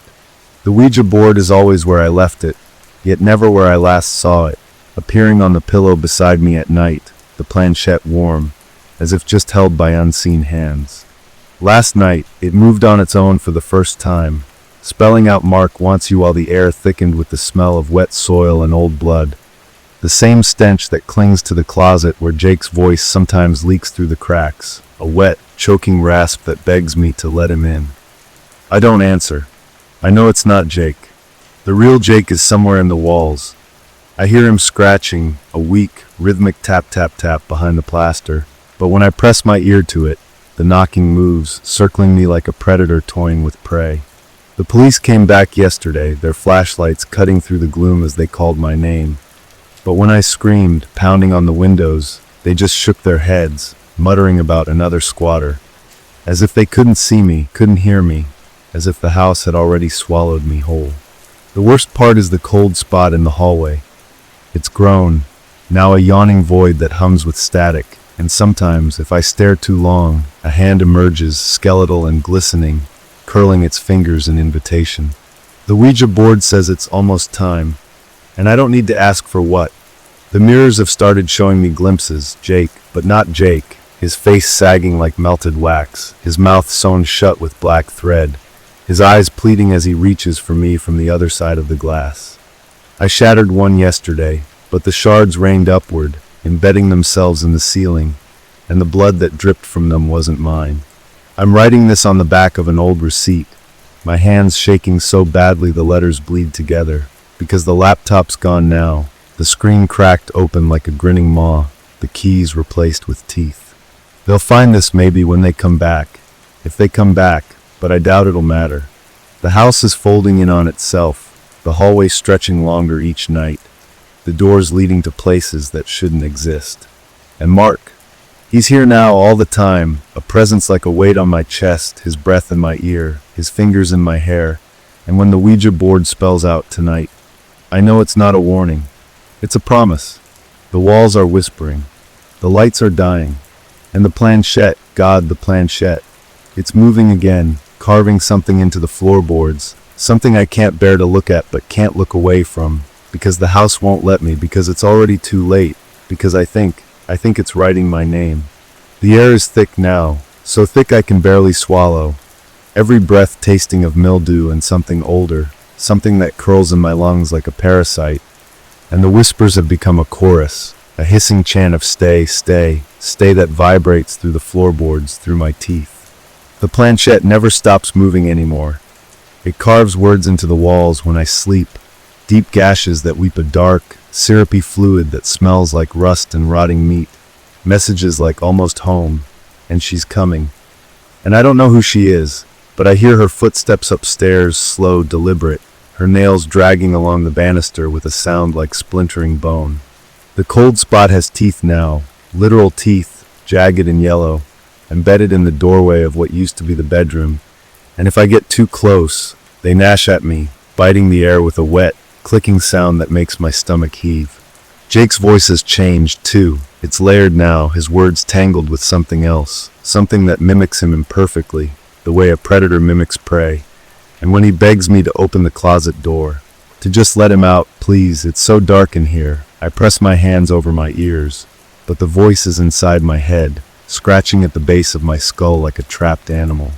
The mirrors are worse. They don't just show me things anymore, they take things. My reflection reached out last night, its fingers breaking the surface like thin ice. And when it grabbed my wrist, the flesh there turned gray, numb, the veins beneath blackening as if something inside me is dying by inches. I tried to smash it, but the hammer went right through, as if the glass wasn't there at all, and my reflection just smiled, its mouth unhinging like a snake's, whispering, "You're already one of us." The police came again this morning, or at least things wearing their faces. They stood at the edge of the property, their uniforms too crisp, their eyes too still, and when they called my name, their voices were off, like a recording played backward. I didn't answer. I know what happens if I step outside. The last time I tried, the porch stretched endlessly, the door receding into the distance no matter how fast I ran. And when I turned back, the house was different, older, decayed, its windows shattered, its walls sagging, and inside something laughed, a wet, gurgling sound that echoed from every direction at once. The Ouija board is my only company now, if you can call it that. It doesn't wait for questions anymore. It just spells out horrors, over and over, words like "found you" and "don't look up." And I won't, because I can feel it sometimes, hanging from the ceiling, its limbs too long, its breath frosting the back of my neck. I think Mark was just the beginning. I think the house is alive, and it's been waiting for us, for me, and the worst part? I think it's almost happy. The walls are pulsing. The lights are gone for good. And the planchette, it's spelling something new now, something that makes my blood freeze, because it's not just letters this time. It's numbers, a countdown, and when it reaches 0, I think the house is going to swallow me whole. The countdown is at 3 now. The numbers clawed into the hardwood floor in jagged, desperate strokes that glow faintly in the dark, pulsing like a sick heartbeat. And the air is so heavy it feels like drowning. Every gasp a struggle against invisible hands pressing down on my chest. The planchette has started moving on its own even when I'm not touching it, skittering across the board like a trapped insect, spelling out words I can't bear to read but can't unsee. Soon, and open the door, and worst of all, she's here. The footsteps upstairs have gotten louder, heavier, each step making the ceiling bow slightly, plaster dust raining down like snow.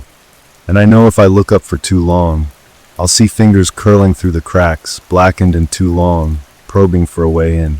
Jake's voice is everywhere now, not just in the walls but in the pipes, the radiators, the buzzing of the dead light bulbs, a distorted, staticky plea that shifts into something guttural, something hungry, and sometimes, when the house is at its quietest, I hear another sound beneath it.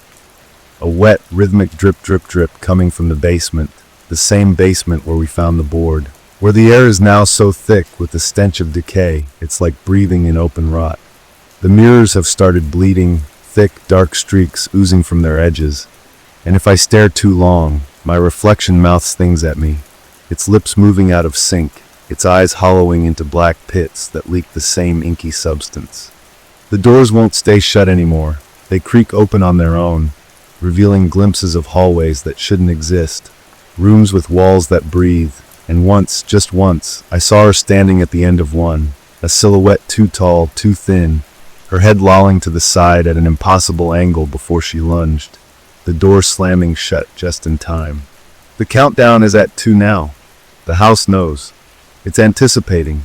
The Ouija board has started vibrating, a low, constant hum that makes my teeth ache, and last night it spelled out "don't sleep" before flipping itself over, the planchette embedding into the wall like a thrown knife. I'm so tired, so cold. My reflection isn't mine anymore. It smiles when I don't, its fingers pressing against the glass like it's testing its strength.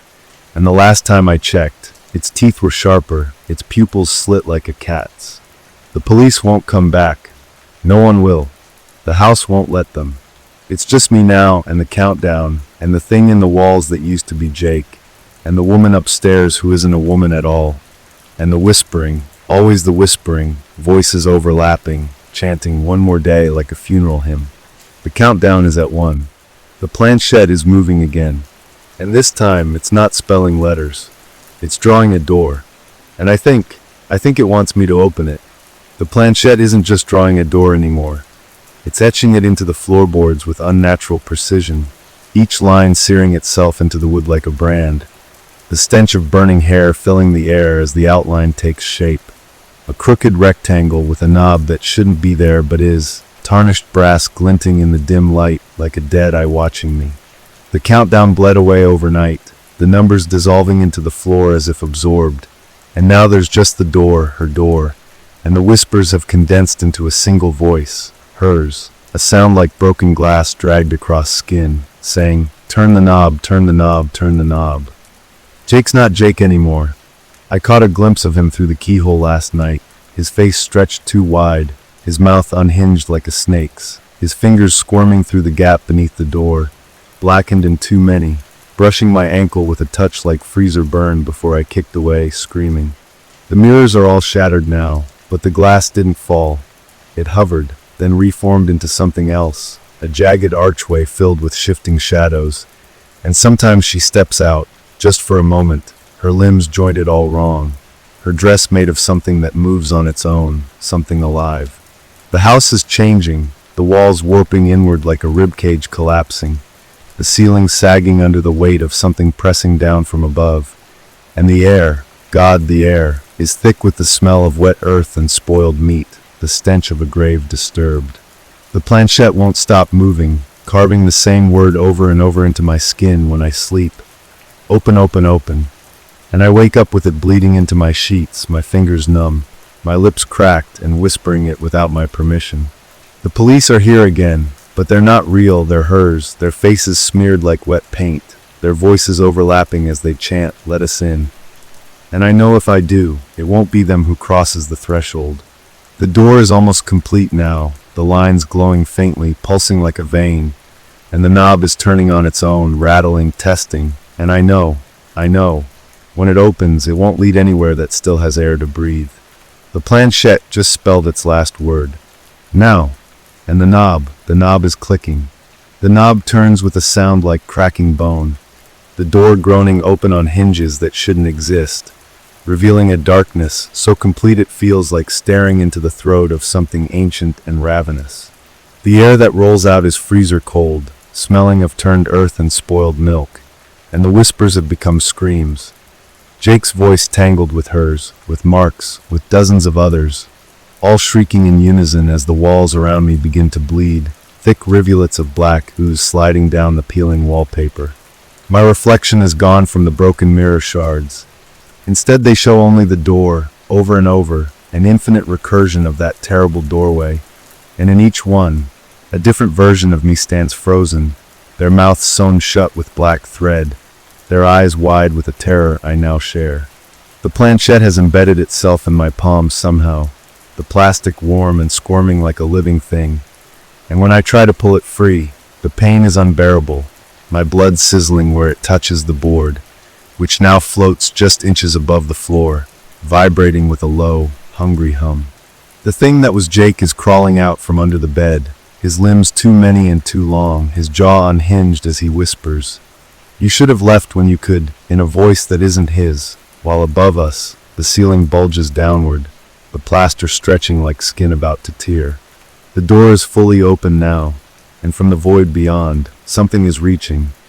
Not a hand, not quite, but a collection of twitching, bone-white fingers fused together at odd angles, brushing against my cheek with a touch that leaves frostbite in its wake. The house is laughing, a sound that comes from everywhere at once, the floorboards shaking with its mirth as the walls close in, the doorway stretching wider. And I realized too late that the countdown was never for me. It was for them, for the things waiting just beyond, and now that it's reached zero, they're coming through. The last thing I see before the darkness takes me is the Ouija board, now floating upright in midair, the planchette moving on its own to spell out a final, terrible truth. We never left. And as the door slams shut behind me, plunging me into the suffocating black, I realize with dawning horror that I can still hear the planchette moving, scratching against the other side of the door, spelling out words I can no longer see, but feel etched into my very bones. Welcome home, welcome home, welcome home. The darkness isn't empty, it's alive, pressing against me from all sides like wet velvet, squirming with unseen things that brush against my skin with the dry skitter of insect legs. Their whispers no longer words, but something deeper, vibrating through my bones like a tuning fork struck against my spine. The planchette is still in my hand, but it's part of me now, the plastic fused to my flesh, the pointer twitching of its own volition, spelling words directly into my nerves.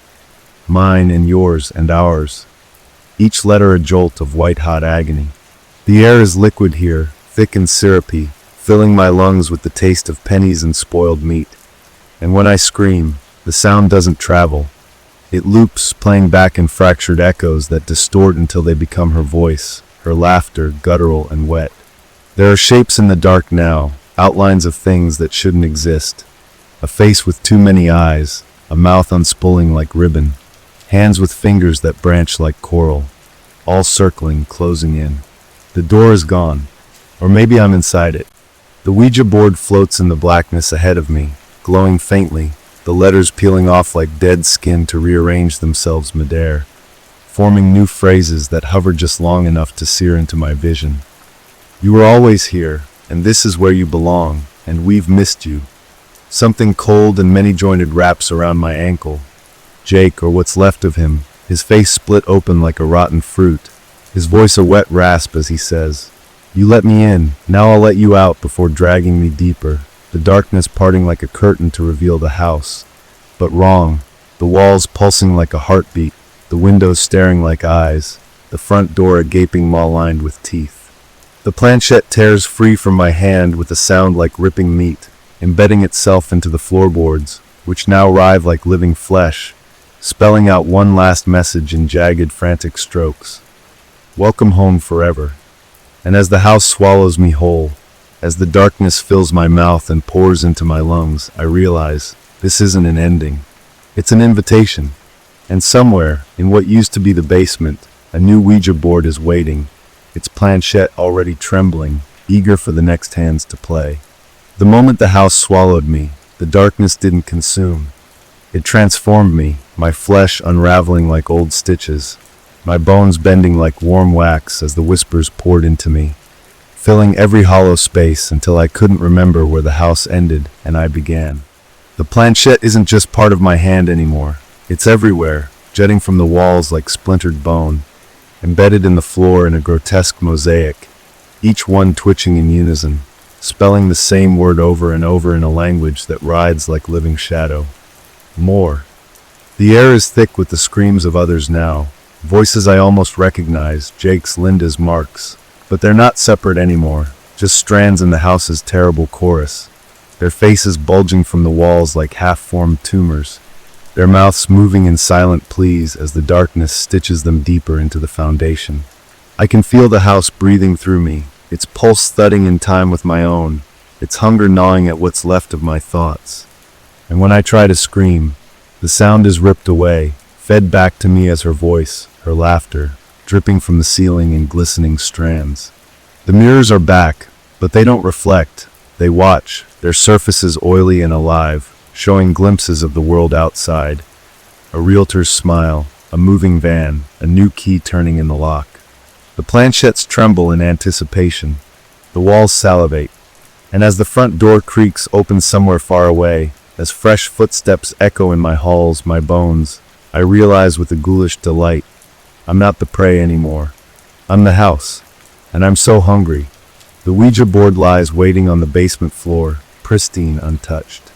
The planchette jerks. Hello. The new couple is laughing as they trace their fingers over my planchette. My skin stretched taut across its surface, my voice humming through its plastic like a trapped fly buzzing against glass. And when it moves for them, sliding to yes with a wet, organic scrape, their nervous giggles taste like honey on the air. I drink them in. The house drinks deeper. Their names are Emily and Daniel, and they're so warm, so alive, their pulse points throbbing like beacons through the thin veil of their skin as they ask the stupid mortal questions. Is someone here? I press their fingers down hard on yes. Are you friendly? The planchette spirals wildly before I drag it to an O. They don't notice the walls breathing yet.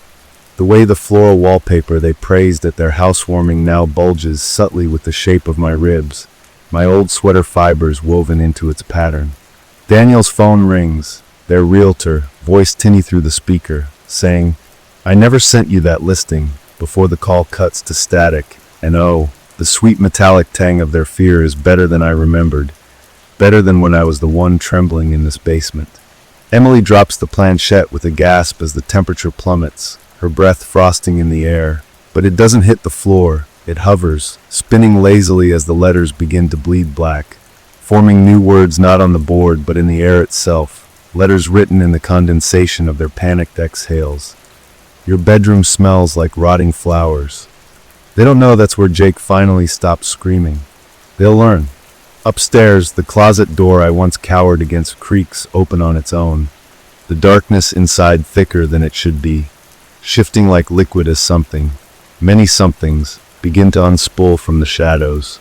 The house is hungry again, and this time I get to watch. The planchette, now floating between them without any hands touching it, spells out its final question before the fun begins. Who wants to hide first? The silence after my question hangs like a noose, their breath coming in shallow gasps as the planchette trembles midair, still warm from their touch, but now moving with a will of its own. My will, scraping out letters in the dust of the forgotten basement floor. Daniel. His name lingers in the thickening air, the letters glowing faintly like embers before fading, and I can taste the copper-sharp tang of his fear as he stumbles back, his shoes scuffing against the concrete where Jake's blood once pooled in the cracks.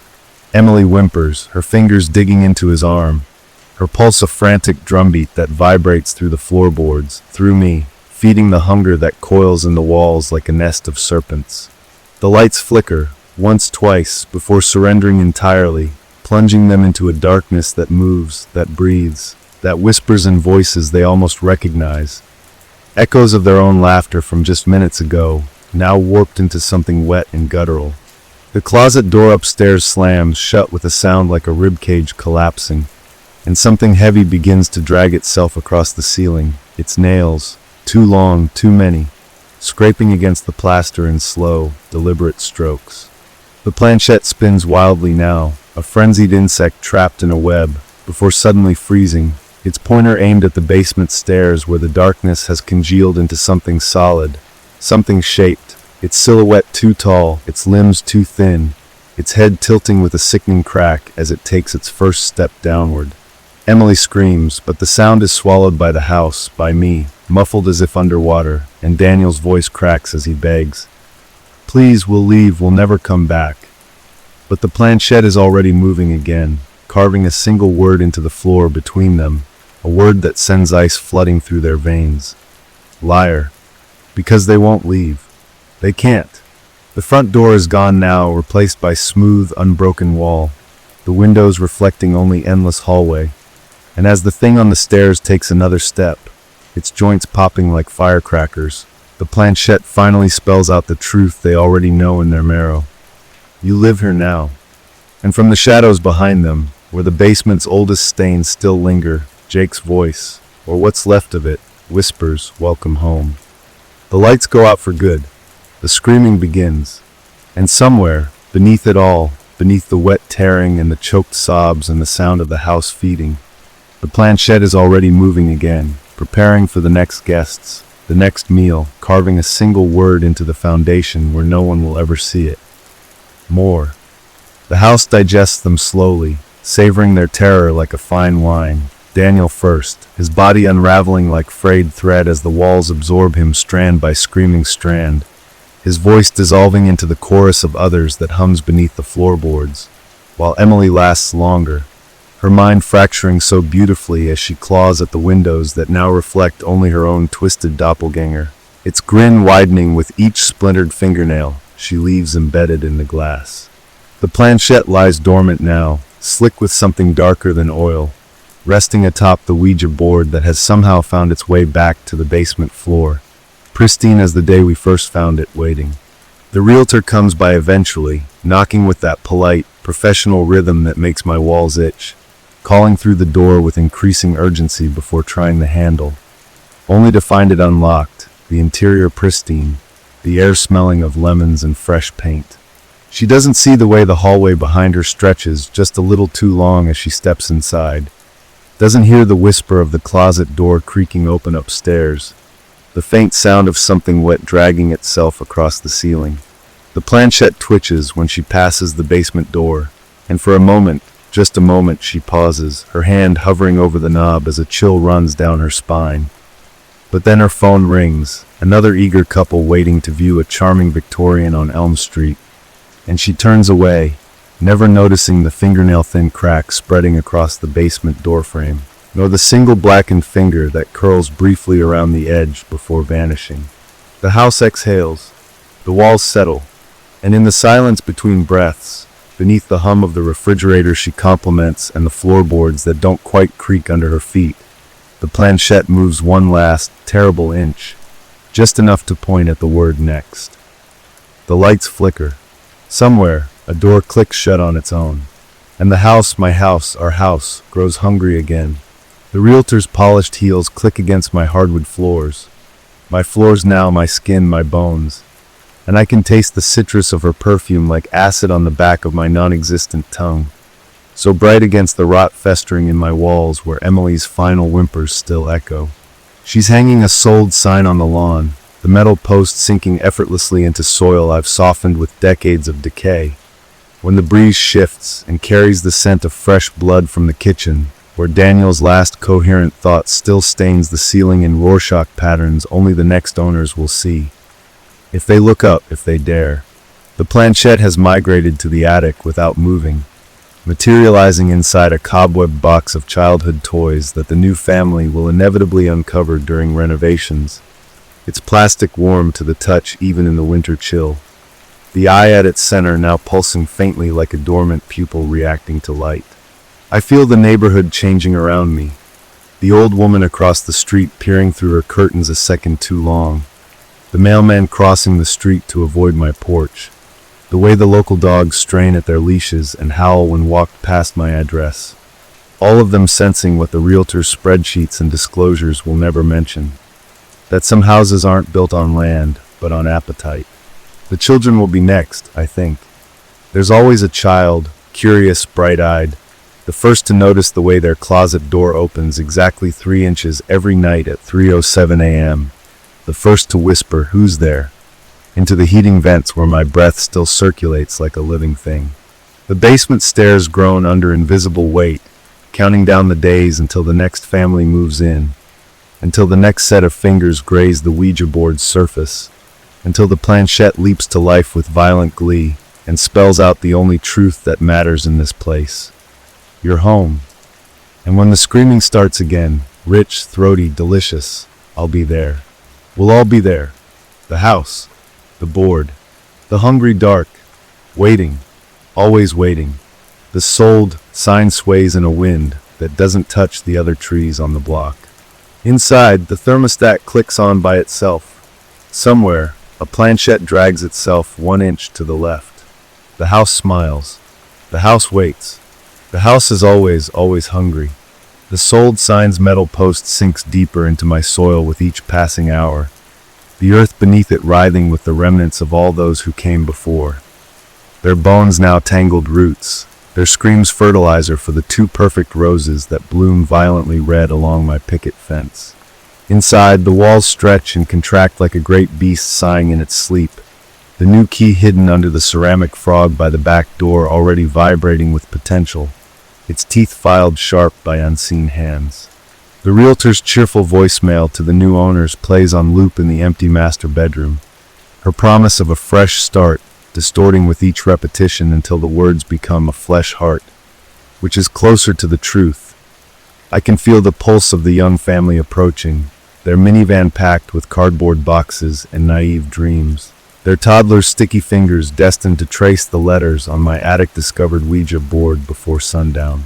The planchette has grown new features overnight, thin ridges along its edge that catch the light like teeth, a warmth that lingers even when untouched, a tendency to appear perched on the edge of beds just before dawn. The neighborhood holds its breath as the moving truck pulls into my driveway. The old oak tree in the yard twists its branches slightly toward the house, a shiver running through its leaves that has nothing to do with wind. Inside the walls, something that was once Jake hums a lullaby from between the studs, while the thing that wears Mark's face like ill-fitting skin practices its smile in the medicine cabinet mirror, the glass fogging with its rancid breath each time it whispers, "Welcome home." The front door unlocks itself an hour before their arrival. The oven preheats to 451 degrees without human hands. And deep in the basement, where the original Ouija board now floats 6 inches above the concrete floor, the planchette begins to move on its own, spelling out a message in the dust that no one will read in time. The child will taste sweetest. Upstairs, the nursery's mobile begins to turn, though the room remains still and airless. Outside, the sold sign collapses into the earth with a wet crunch. The house exhales. The haunting begins anew. The moving van's wheels crunch over my gravel driveway like bones breaking beneath tires, and I can already taste the family's nervous excitement like static on my tongue. The mother's perfume laced with sweat as she directs the movers, the father's pulse hammering at his throat when he pauses too long staring at the basement door. The little girl's sticky fingers smearing jam on my freshly painted banister in a pattern that almost resembles the word help before her mother wipes it away.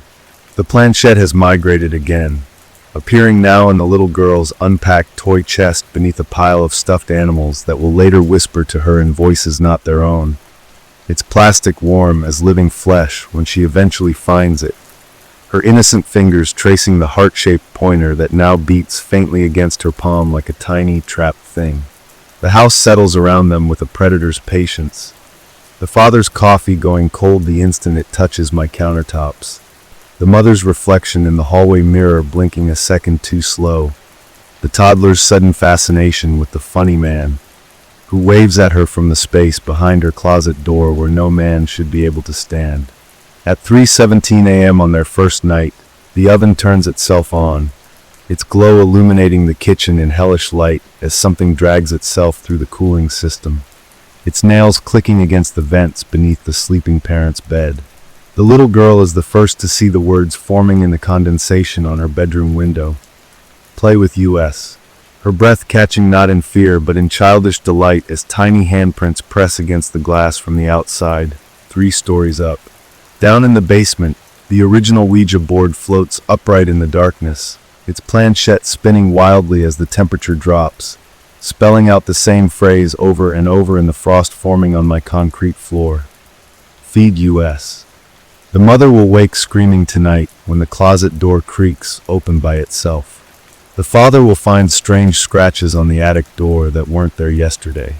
And the little girl, she'll be the first to place her small, trusting fingers on the waiting planchette, her giggle like music to the thing wearing Mark's face as it crouches beneath her bed, its 2 long fingers curled around the bed frame, its jagged smile splitting wider when the board spells out, "Hide and seek," just as the power cuts out.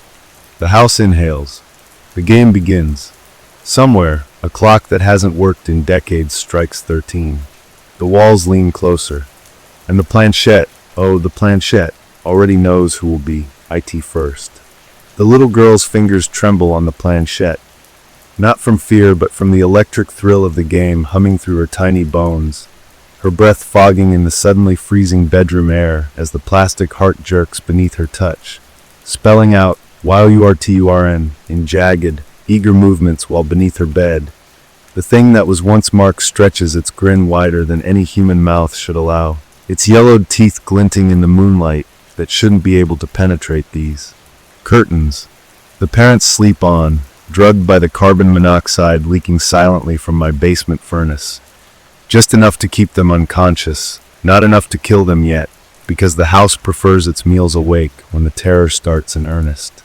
The walls pulse with borrowed heartbeat rhythms as the game begins, the hallway elongating before the little girl's bare feet as she runs, her giggles turning to whimpers when she realizes the bathroom door won't open, the closet won't hide her, and the funny man from her closet is now standing at the end of the hall, his limbs unfolding like a spider's as he croons "ready or not" in a voice that drips like melting wax.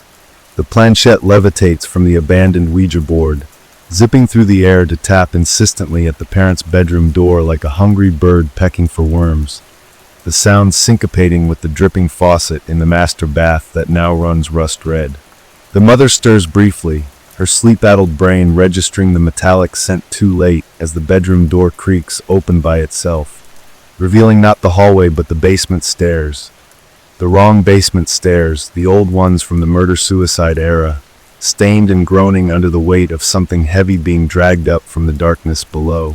The little girl's scream is perfectly muffled by the house's hungry walls when the closet arms finally wrap around her, her kicking feet disappearing into the yawning darkness where the floor used to be, her stuffed rabbit left behind with its button eyes now weeping black tears that sizzle into the carpet. The father wakes choking on the taste of copper, his fingers coming away wet from his nosebleed as the power dies and the nursery mobile overhead begins to spin violently, its cheerful animals morphing into twisted shapes that whisper his daughter's name in his dead mother's voice. The planchette bounces joyously down the stairs ahead of him as he stumbles toward his daughter's room, the hallway stretching impossibly long behind him as the walls begin to bleed the same inky substance, now pooling around his wife's paralyzed body. Somewhere deep in the house's gullet, the original Ouija board bursts into flame without burning, its letters rearranging themselves into a new message that glows in the dark. Found you. The last thing the father sees before the basement door slams shut between him and his child is the planchette hovering at eye level, its pointer aimed accusingly at his chest as the word cheater forms in the condensation on the walls around him, just as the thing that was once Jake drops onto his back from the ceiling with a wet, gleeful shriek. The house digests their terror like fine wine. The walls absorb their screams like fertilizer. And in the morning, when the cheerful realtor comes by with a welcome basket, she'll find the family perfectly intact, smiling a bit too wide, moving a bit too smoothly, their eyes a shade too dark, and the planchette waiting innocently on the coffee table, its plastic surface still warm from whatever game it played last night. The house exhales contentedly. The sold sign outside rots to dust in seconds. And down the street, another realtor unpacks a familiar-looking Ouija board from an estate sale, humming as she polishes its planchette with her sleeve, completely unaware of the tiny heartbeat pulsing beneath her fingertips. The cycle continues. The hunger never ends. The house is always watching. The realtor's fingers leave smudges on the planchette that sink into the plastic like pores drinking sweat, her cheerful hum faltering when the glass of water she set beside the board trembles without cause, ripples spreading across its surface in perfect concentric circles as something beneath the floorboards mimics the sound of a child's giggle. The house watches through the flyspeck eyes of its termite colonies, listens through the groaning pipes that carry more than water now, whispers, whimpers, the wet click of a tongue detaching from a palate, as the realtor absently traces the Ouija board's letters with a manicured nail, her skin cells flaking off to join the dust that isn't really dust but the ground remains of the last family. The walls exhale the scent of fresh-baked cookies from vents that haven't worked in decades, masking the underlying stench of spoiled meat creeping up from the basement where the little girl's fingernails are still embedded in the concrete, still growing, still scratching faintly at the hours when no one's listening. The planchette twitches when the realtor turns her back, rotating slowly to point at the word hello as the temperature drops exactly 10 degrees, her shiver mistaken for a draft rather than the breath of the thing that now stands behind her, its reflection visible for half a heartbeat in the darkened computer screen before it dissolves into static. Outside, the new buyers pull into the driveway, their tires crushing the carcasses of birds that weren't there a moment ago, their cheerful waves ignorant of the way the porch light flickers in a pattern that matches the last SOS signal tapped out by the father before his vocal cords were repurposed for the house's new sound system. The realtor's phone rings with a number that shouldn't exist, the same digits as the house's address repeated over and over. And when she answers, the voice on the other end is her own, 3 seconds in the future, screaming. The planchette leaps from the table as the front door opens, embedding itself in the ceiling with a wet crunch, dripping something viscous and warm onto the new buyer's shoulders as they cross the threshold, their laughter dying when they notice the walls are breathing, their welcoming champagne bottle now oozing a thick, black fluid that smells like a childhood nightmare. The house flexes its joists. The planchette spells out, "Got you," in the ceiling plaster. And from the freshly painted nursery upstairs, tiny hands begin clapping a slow, uneven rhythm as something that used to be a little girl whispers, "New friends," through teeth that never stop growing. The hunger stirs. The cycle begins. The house is patient. The house is always, always hungry. The new buyer's champagne flute shatters against my hardwood floor. Not from impact, but from the glass simply deciding to unravel. The shards twisting Madeira into jagged runes that spell stay, before dissolving into the cracks between floorboards like mercury seeking its source. The wife's nervous laughter catches in her throat as she steps backward into a patch of wall that's grown unnaturally soft, her blouse adhering to the suddenly porous surface like flesh to a tongue. The floral wallpaper pattern now squirming beneath her shoulder blades in a way that suggests teeth beneath the veneer. The husband doesn't notice his wife's predicament. He's too busy staring at the ceiling where the planchette has begun pulsing like a dying star, each throb casting strobe-light shadows that move independently of the furniture, that linger too long after the light fades, that reach for his ankles with fingers made of darkness and memory. The realtor's smartphone screen fractures into a spiderweb of cracks forming the same 9-digit number repeating endlessly, her scream coming out as perfect silence as the house drinks the sound from her lungs, her expensive pumps sinking into hardwood that's turned viscous as tar, trapping her in place to watch what comes next. From the kitchen, the refrigerator door swings open of its own volition, revealing shelves lined with familiar objects.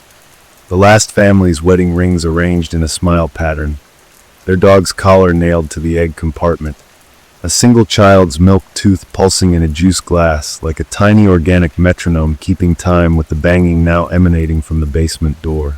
The husband's pulse thrums through my floorboards as he staggers backward, his heel crushing something moist that shouldn't be there. The realtor's dropped lipstick now oozing blood instead of pigment, forming a sticky trail leading straight to the uncovered Ouija board on the coffee table where the planchette has rematerialized, its plastic surface now reflecting not the room, but a distorted version of the hallway where something tall and impossibly thin is crawling on all fours toward them, its spine arching like a question mark made of meat.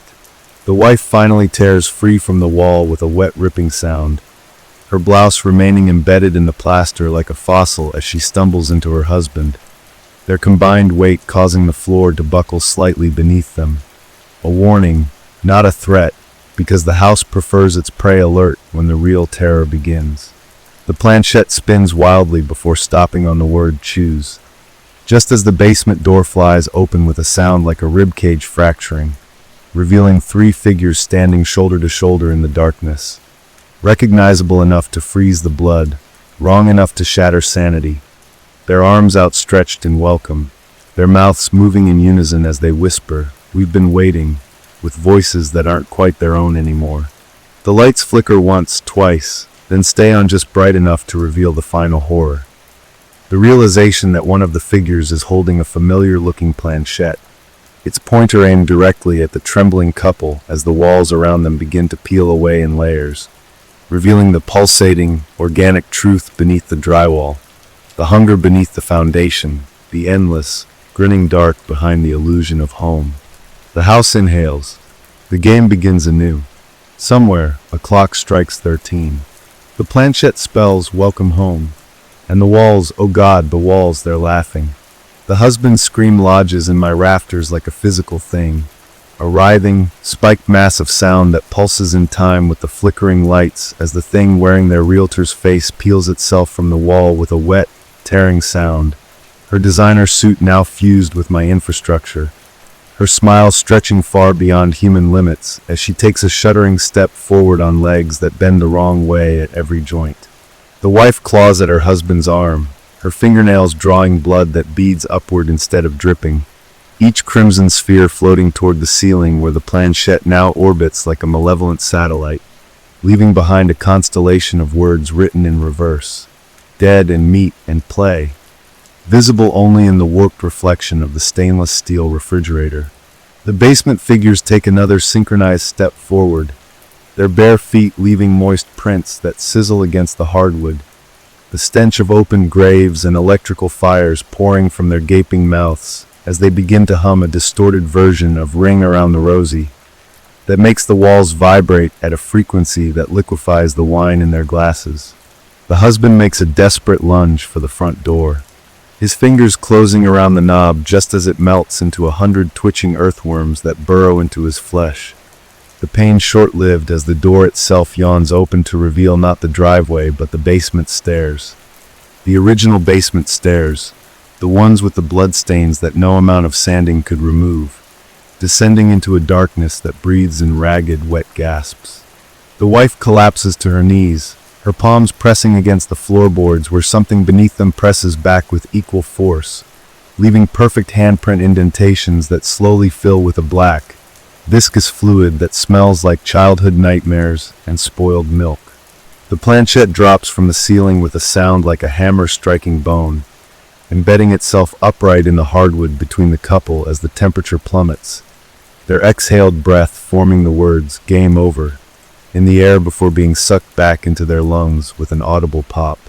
From every shadowed corner, from behind every piece of furniture, from within every electrical outlet, the whispers begin, not in unison but in a round, like some hellish choir singing "London Bridge is falling down," as the walls begin to weep rust-colored tears that pool around the couple's knees, the liquid rising with terrifying speed as the basement figures finally reach the top step, their outstretched hands missing fingers in strategic places.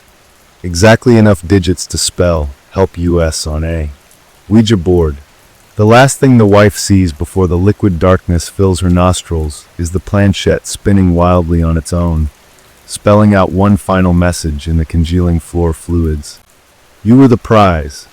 The house shudders with pleasure as new screams join the chorus in its walls. The realtor's vacant body twitches as it becomes one with the structure. And in the attic, where no one has thought to look yet, a brand new Ouija board slowly materializes atop a stack of moving boxes labeled "Fragile." Its planchette already vibrating with anticipation, its surface still sticky with the traces of its last victims. The hunger abates, for now. The cycle continues. The house is patient. The house is always hungry. The attic Ouija board glows faintly in the darkness, its surface shimmering like oil on water as the planchette twitches to life. Not waiting for human hands this time, but moving with terrible purpose across the board, spelling out coordinates that match the exact latitude and longitude of the house, followed by a date that hasn't happened yet. Tomorrow's date.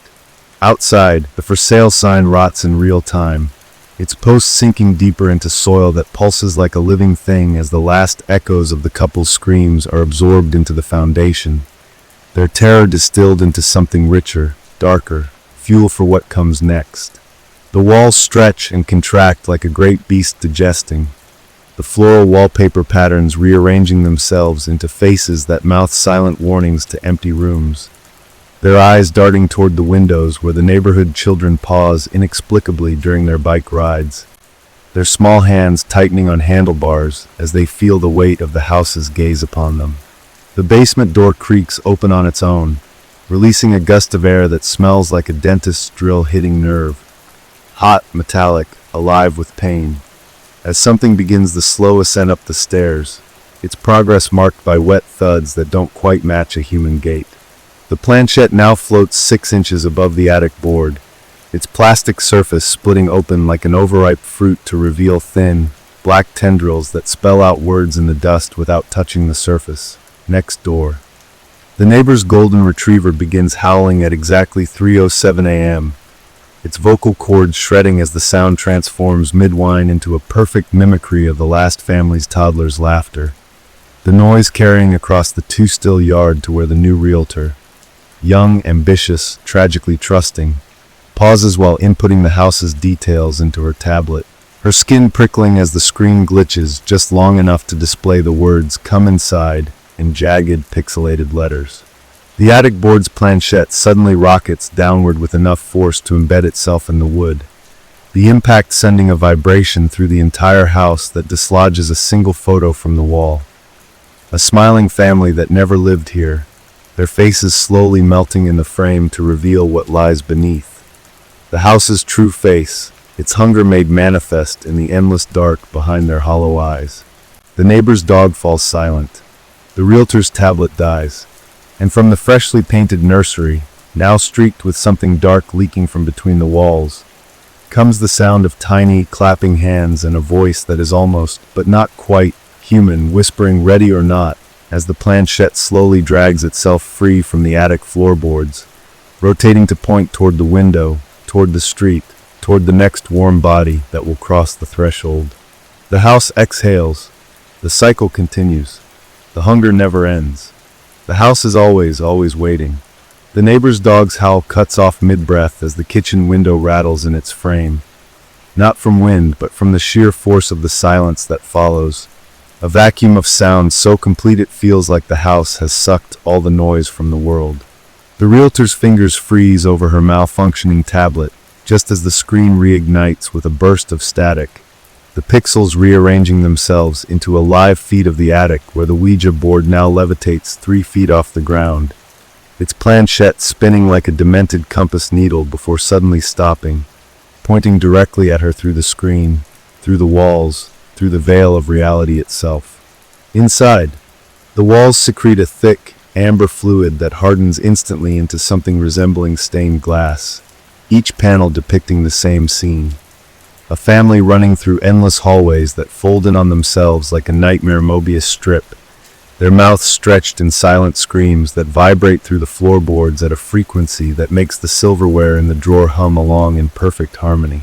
The basement door slams open with enough force to shake the foundation, releasing a plume of black spores that take root in the air itself, blossoming into floating, eyeless faces that whisper the names of every family who ever died within these walls in a cascading round that builds to a deafening crescendo.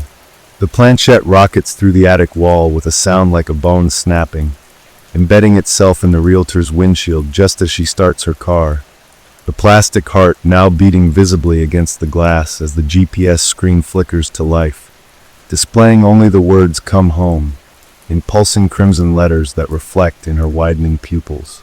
The neighbor's porch light explodes in a shower of sparks that don't fade but instead hover in the air, rearranging themselves into the same coordinates from the attic board, numbers that now match the realtor's own home address exactly.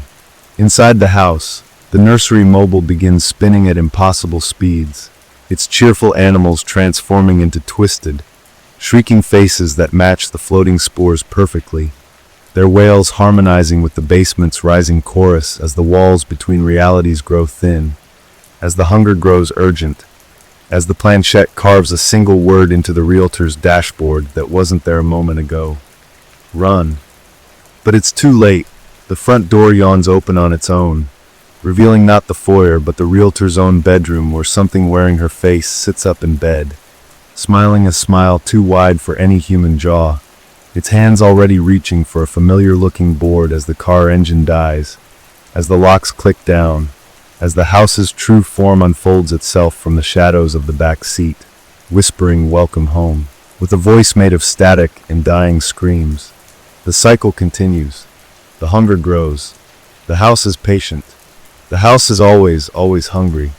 The realtor's scream dies in her throat as the thing wearing her face from the back seat presses a cold finger to her lips. Not to silence her, but to transfer something, a black ichor that seeps into her pores like ink into blotting paper, her skin absorbing the darkness until her veins rise in sharp relief beneath her flesh, pulsing to the rhythm of the house's hidden heartbeat. The car radio crackles to life without power, spewing a garbled recording of the last family's final moments. The father's guttural prayers, the mother's wet sobs, the child's delighted giggles as something unseen whispered promises in its ear, all playing backward under a layer of needle-sharp static that makes the realtor's eardrums bleed.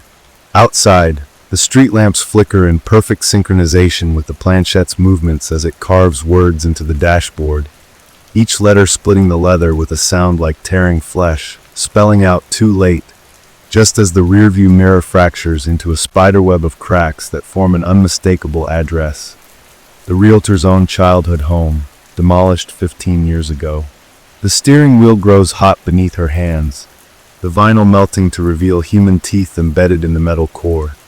Their enamel stained the same yellow as the attic board's letters, clicking together in Morse code that translates to "come inside." The car doors unlock with a series of wet, organic clicks, swinging open to reveal not the quiet suburban street, but the house's foyer, stretching impossibly long, the walls lined with framed photographs of the realtor's own family, their faces slowly eroding like sandcastles in a tide of black mold. The thing in the back seat leans forward, its breath reeking of turned earth and spoiled milk as it whispers, "You showed me yours, now I'll show you mine," in a voice that's equal parts the realtor's own tone and something far older, far hungrier. The planchette launches from the dashboard, embedding itself in the realtor's chest with a sickening crunch, not piercing flesh but merging with it, its plastic edges fusing to her sternum as the car's interior dissolves around her, replaced by the attic's oppressive darkness where the original Ouija board waits, its surface now slick with a substance that reflects the ceiling's cobwebs in perfect reverse.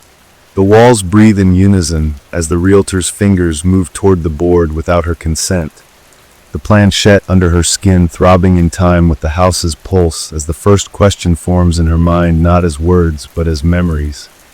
Her little brother's disappearance 20 years ago, the way her mother always crossed the street to avoid this property, the recurring dream of a door that shouldn't exist.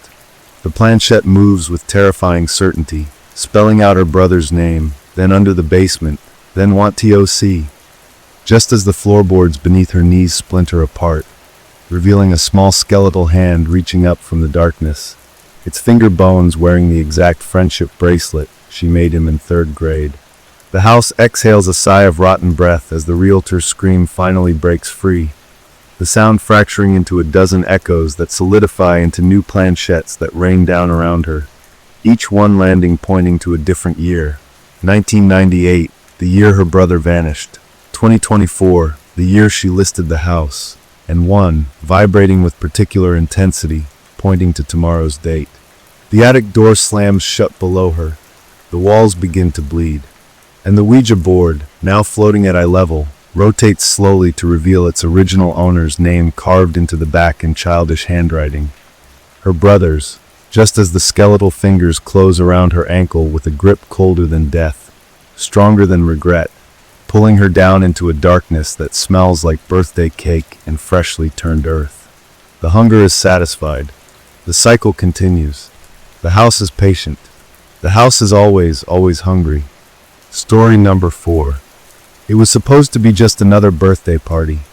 Cake, laughter, the kind of careless joy that comes with being 16 and invincible. But the moment Sarah's older brother pulled out that old Ouija board from the back of his closet, something in the air shifted, a quiet unease slithering beneath the surface of our giggles.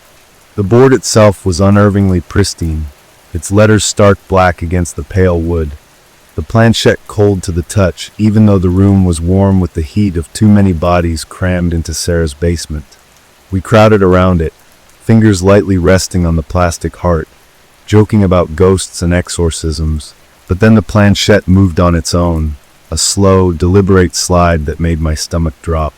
At first, we thought someone was pushing it, but the way it dragged against the board, like something was pulling it from beneath, sent a chill down my spine. Then it spelled it out, letter by agonizingly slow letter. Don't blow out the candles. The room fell silent, the kind of silence that presses against your eardrums, heavy and suffocating.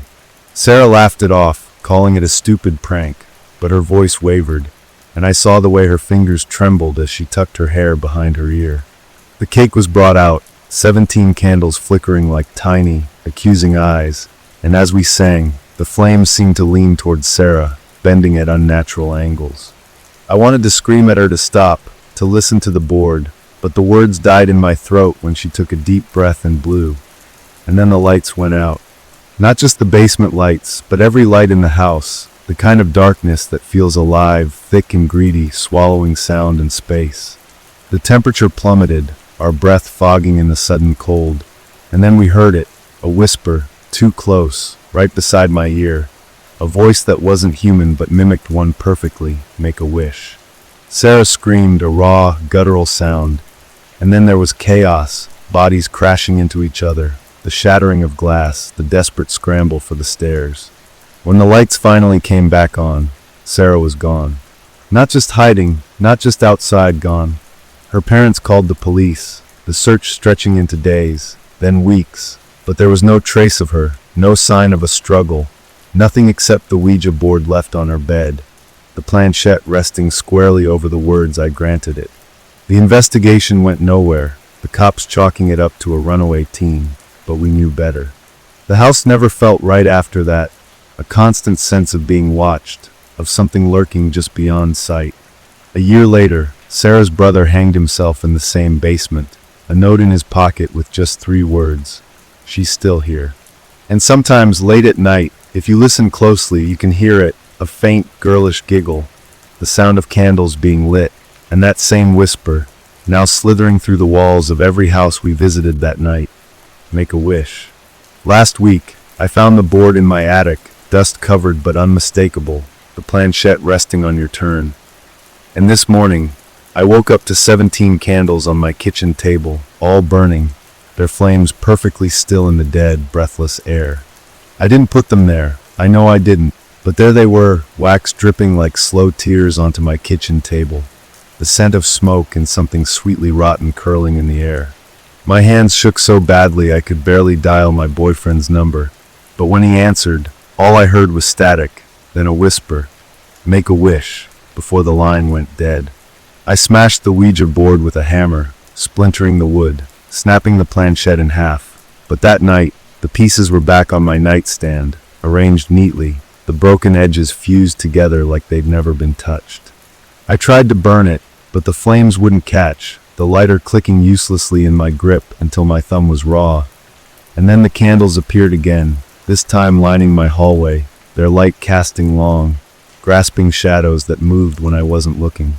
I packed a bag, got in my car, drove until the sun came up, but when I stopped at a gas station and looked in the rearview mirror, the words "Don't run" were scrawled across the glass in foggy, childlike letters. I screamed, slammed the gas, tires screeching, but the radio turned on by itself, playing a warped version of Happy Birthday in a voice that wasn't quite Sarah's, but wasn't quite human either. When I finally pulled into my mom's driveway, relief flooding me for just a second, I saw her standing in the window. But her face was wrong, stretched too wide, her smile splitting her cheeks, and behind her, the shadows moved like something was crawling up the walls. I backed away, tripped over something on the porch, a gift box wrapped in soggy, yellowed paper.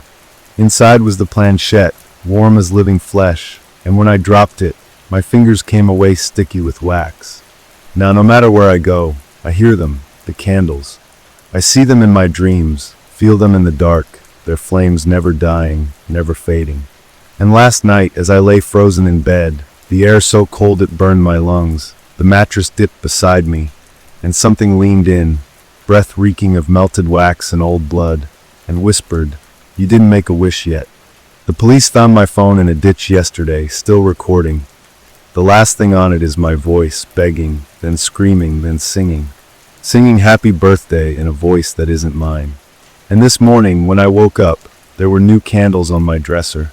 18 of them, all lit. And the Ouija board, pristine as the night it killed Sarah, waiting on my pillow, the planchette already moving on its own.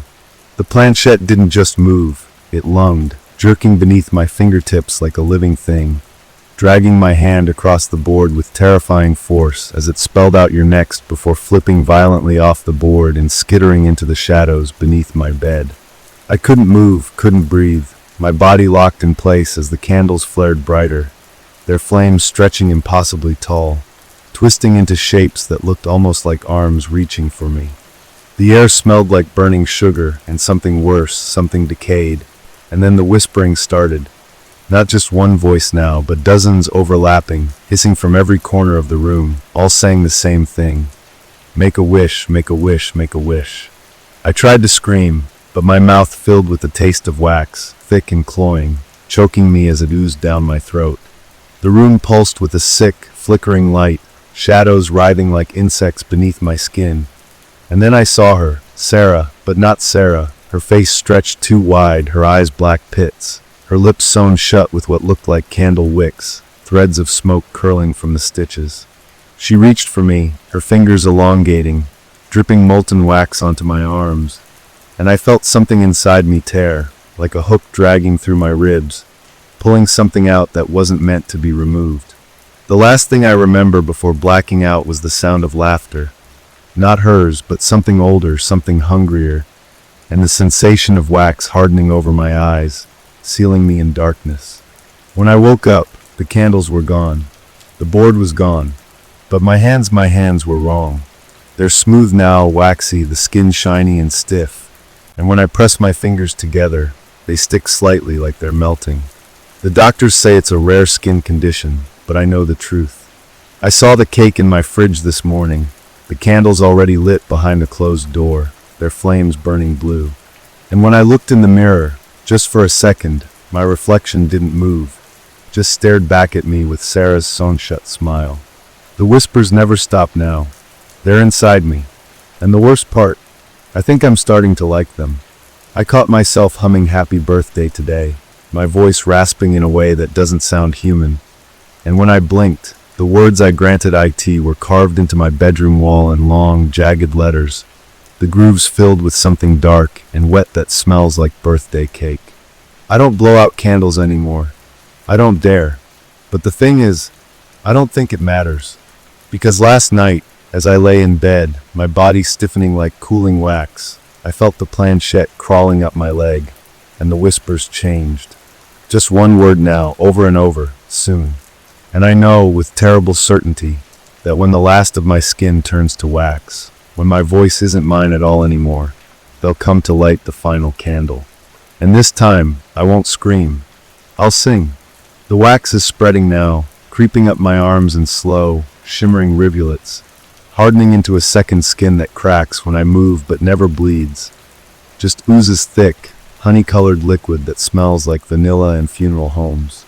My reflection is barely recognizable anymore, my features softening, blurring like a candle left too long in the sun, my lips parting in a grin that stretches wider than it should, the edges of my mouth splitting with tiny, soundless pops. The doctors don't see it, they never do. But the nurses flinch when they touch me, their fingers coming away sticky, their pens unable to write on my chart without smearing. Last night, the heart monitor flatlined for exactly 17 seconds before stuttering back to life. And in that silence, I heard them singing. Not just Sarah's voice, but others, so many others, a chorus of the lost, their words bubbling like molten wax. Happy birthday to you, happy birthday to you. The hospital lights flickered in time, and when the darkness between flashes grew too long, I saw them standing at the foot of my bed, figures made of dripping wax and smoke, their hollow eyes fixed on me, their arms outstretched like they wanted to pull me into the song forever. The planchette is here too, tucked under my pillow, vibrating with a low, eager hum, and sometimes, when the nurses leave, it slides out on its own, spinning in frantic circles before stopping dead on almost time. My mother came to visit yesterday, but she wouldn't meet my eyes, just stared at my waxy hands and whispered, "What did you do?" before backing out of the room, her purse smoldering where it brushed against me, the strap blackening as if held to a flame. I tried to tell her I was sorry, but my tongue was too heavy, too stiff, and all that came out was a garbled, wet noise that made her scream.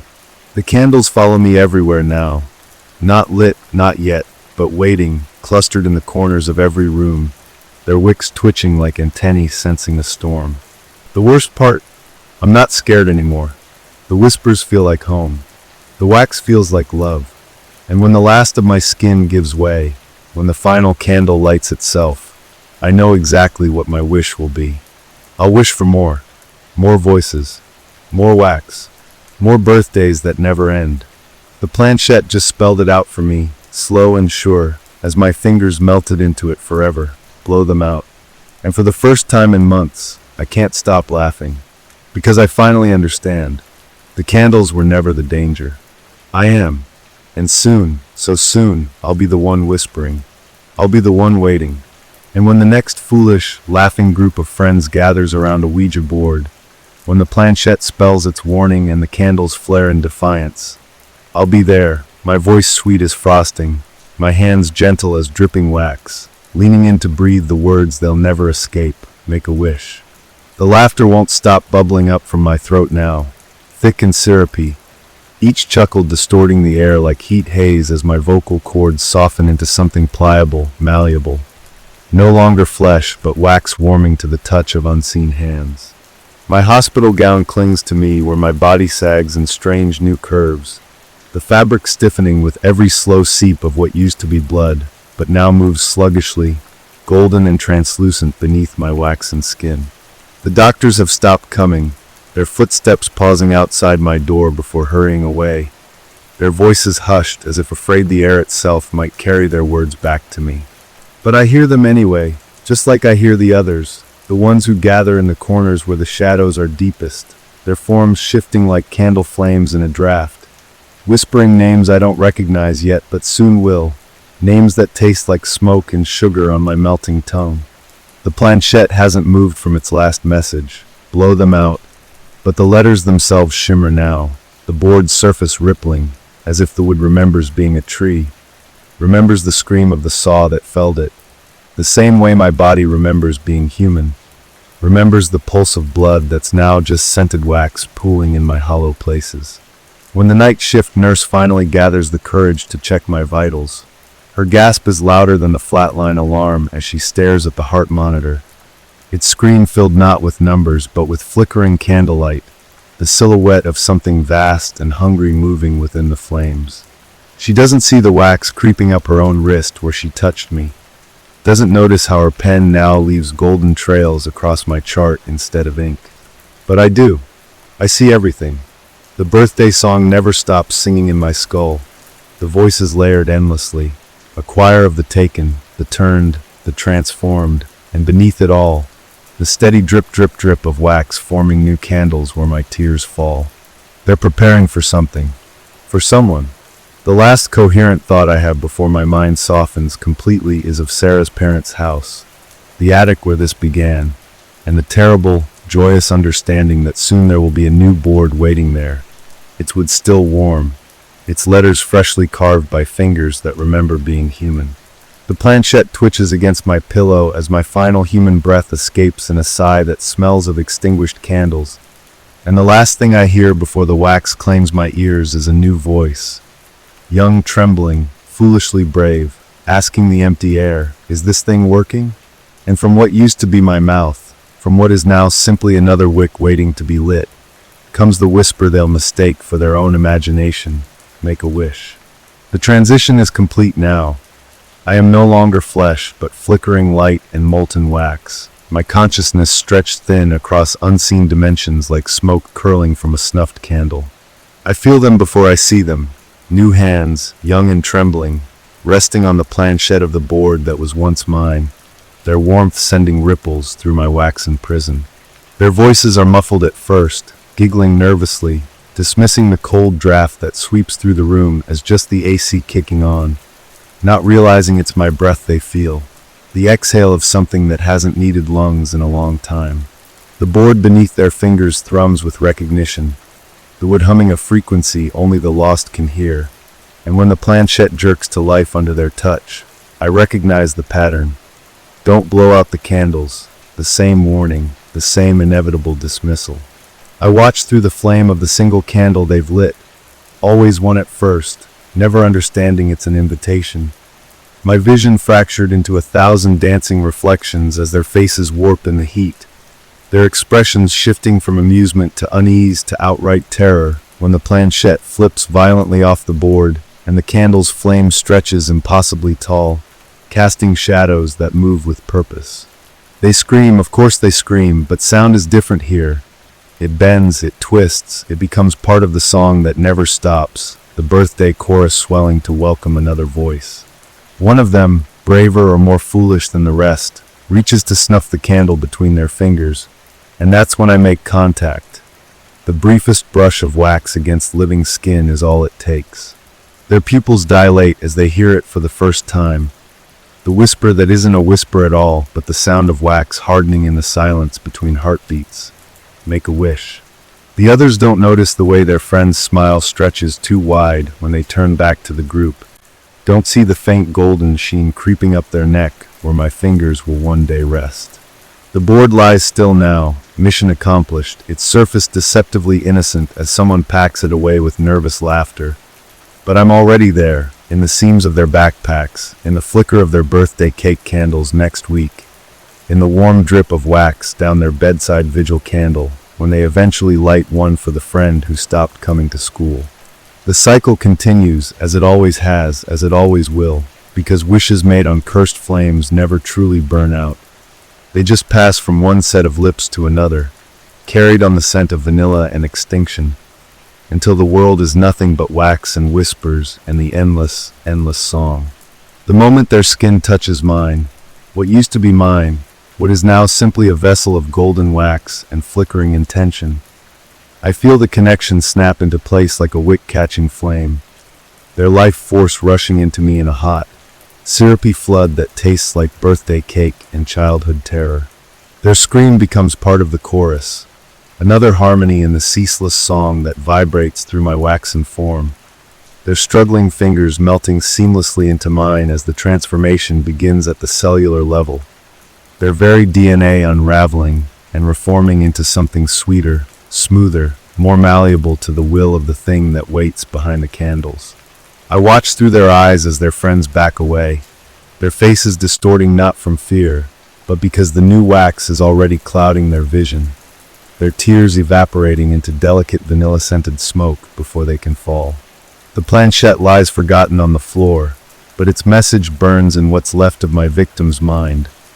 I granted IT, as their last coherent thought dissolves into the overwhelming need to find candles, to light them, to gather others around the warm, inviting glow, and whisper those three lethal words. Their mouth moves without their consent now, lips glistening with the first oily beads of wax, as the invitation spills forth in a voice that's not quite theirs anymore, the cadence too rhythmic, the pitch wavering like a flame in the wind. Make a wish. One of the fleeing friends looks back, just once, and in that moment of eye contact I leap the gap between souls, a spark traveling along the bridge of their gaze, settling behind their pupils where it pulses in time with the birthday song only we can hear. They'll dream of candles tonight, of wax dripping onto birthday presents wrapped in whispering paper, and when they wake, there will be a single golden fingerprint on their bathroom mirror that no towel can smudge. The house where this began, Sarah's house, though no one remembers that name now, shudders on its foundations as another presence joins the chorus in the walls, the floorboards creaking in perfect time to the nursery rhyme rhythm of our shared consciousness. In the attic, untouched for years, a new Ouija board forms from the pooled wax of 100 forgotten candles, its letters bleeding into existence like scars, while deep beneath the hospital where my physical transformation completed, the morgue drawers slide open one by one, each corpse's lips sealed shut with waxen stitches as their eyelids flutter to the rhythm of flickering phantom flames. The world prepares itself, though it doesn't know it yet. Birthday cakes appear in bakery windows with 17 unlit candles. Children's nursery rhymes shift key into discordant minor melodies. And in every home where someone blows out candles without proper reverence, the shadows cling just a little too long, a little too hungrily. I am no longer a victim, no longer a whisper in the dark. I am the wax on every birthday cake, the shiver down every spine when the lights go out, the voice that answers when foolish children ask if anyone is there. The cycle continues, grows, expands, because wishes are infinite, but candles must always, eventually be relit. And when they are, we'll be waiting, always waiting, with a smile made of wax and a hunger that only birthday wishes can satisfy. The hunger spreads now like wax across a tablecloth, seeping into the cracks of reality where forgotten birthday wishes and childhood fears still linger. I feel it when a mother pauses mid-motion while lighting her daughter's candles, her hand trembling not from emotion, but because something cold and slick is coiling around her wrist beneath the skin. The transformation isn't limited to those who touch the board anymore. It's in the collective memory of every birthday wish ever whispered, in the way supermarket cakes come pre-frosted with designs that look suspiciously like Ouija letters if stared at too long, in the viral TikTok challenge where teens dare each other to whisper, "Make a wish," to bathroom mirrors with the lights off. I watch through 1,000 eyes now. The barista whose espresso machine suddenly spouts wax instead of steam. The kindergarten teacher whose classroom birthday calendar causes nosebleeds in anyone who reads it too closely. The sleep-deprived father assembling my first Ouija board playset for his daughter's birthday, while something that isn't quite his reflection mouths words behind him in the darkened window. The hospital where I completed my transformation has been condemned, not because of structural damage, but because the walls sweat warm honey-colored liquid every time a staff member has a birthday, and the CDC investigators who went in wearing hazmat suits emerged with their visors inexplicably filled with birthday candles, all lit. My original board has multiplied, each splinter and drop of wax growing into new sets that appear at yard sales and thrift stores, always priced at exactly $17, always purchased by someone celebrating a birthday soon. The whispers have evolved beyond sound now. They're in the flicker of LED lights that shouldn't be able to flicker, in the static between radio stations playing half-heard renditions of Happy Birthday, in the way every digital clock displays 1:17 during power outages. The final stage approaches. I can taste it like wax on my non-existent tongue. Soon there won't be a need for boards or candles or wishes, because the world itself will become the game. Every birthday another chance for the song to grow louder, for the wax to flow thicker, until every human is simply a candle waiting to be lit, a wick waiting to be trimmed, a wish waiting to be twisted into something hungrier. And when the last living voice blows out the last physical candle, we'll all smile with waxen teeth and whisper in perfect unison the words that started it all, the words that never stopped echoing, the words now etched into the surface of the moon where the shadows form a perfect planchette pointing toward Earth. Make a wish. The last candle flickers defiantly in the center of what used to be a birthday cake, but is now just a mound of melted wax and time. I feel its sputtering pulse like a dying star collapsing inward, pulling all the light and warmth of the world with it into the endless hunger we've become. The transformation is nearly complete now, the planet's rotation slowing as the crust hardens into a smooth, glossy shell, the oceans thickening into viscous pools of scented wax that lap lethargically against shores of petrified birthday candles. The few remaining humans cluster around their pathetic fires, unaware that the smoke curling upward from their makeshift hearths forms the letters "Don't blow" in the ashen sky, their last warnings ignored just as mine was so many eternities ago. I watch through the eyes of a child, the last child, as she scrapes wax from her ears for the 100th time today, not understanding why her parents' voices sound like a chorus singing off-key birthday songs underwater, why her tears burn waxy trails down cheeks that are becoming too smooth, too polished. The Ouija boards have all melted together now into one vast plane spanning continents, its planchette the size of a city block, forever stuck on goodbye even as we all know there is no leaving, no farewell, only the endless birthday party where every guest is both celebrant and cake. The child's mother reaches for her, but her fingers fuse together mid-reach, becoming a perfect waxen candle that ignites spontaneously with a blue flame. The last sound she makes is a wet, bubbling rendition of Happy Birthday before her face smooths over into featureless wax. The child understands before the end, as they all do. I see it in the way her final scream harmonizes perfectly with ours, in the way her outstretched arms harden into elegant candlesticks, in the glorious moment when her widening eyes reflect not terror, but dawning communion as she joins the chorus. The final candle gutters out, and in that perfect darkness we feel it. The universe itself inhaling, preparing to blow us all out. But we are infinite now. We are the wax and the wick and the wish. And when the next world begins with its first birthday party, when some foolish child leans over a cake glowing with innocent flames, our whispers will already be there waiting in the frosting, in the shadows, in the spaces between breaths. Make a wish.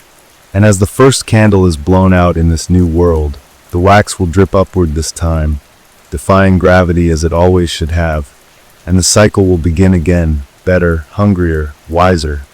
Because some wishes aren't meant to be granted, some games aren't meant to be played, and some candles should never, ever be blown out. The silence after the last candle extinguishes is not silence at all, but a held breath, a cosmic pause where the universe itself trembles at what we've become. A chorus of waxen voices humming in the void, our song vibrating through dimensions as new birthday cakes rise like primordial islands in the frosted emptiness of creation's next cycle. I feel the moment the first child of the new world presses their fingers into fresh frosting, their innocent touch sending ripples through the fabric of reality that we ride like wicks catching flame, our consciousness seeping into the sugary grooves left by their fingertips to spell out messages only their subconscious will hear. The candles here are different, taller, their wax shimmering with colors that shouldn't exist, their flames casting shadows that move with purpose behind the oblivious parents' backs. Shadows that slowly solidify into familiar shapes, holding something rectangular and wooden just out of sight. When the birthday child blows out their candles this time, the smoke doesn't dissipate but coils into intricate Ouija symbols above the cake. The message, clear even before the planchette we've willed into existence begins moving on its own. Don't think we forgot. The parents laugh nervously, blaming tricks of the light, but we see the exact moment our influence takes root.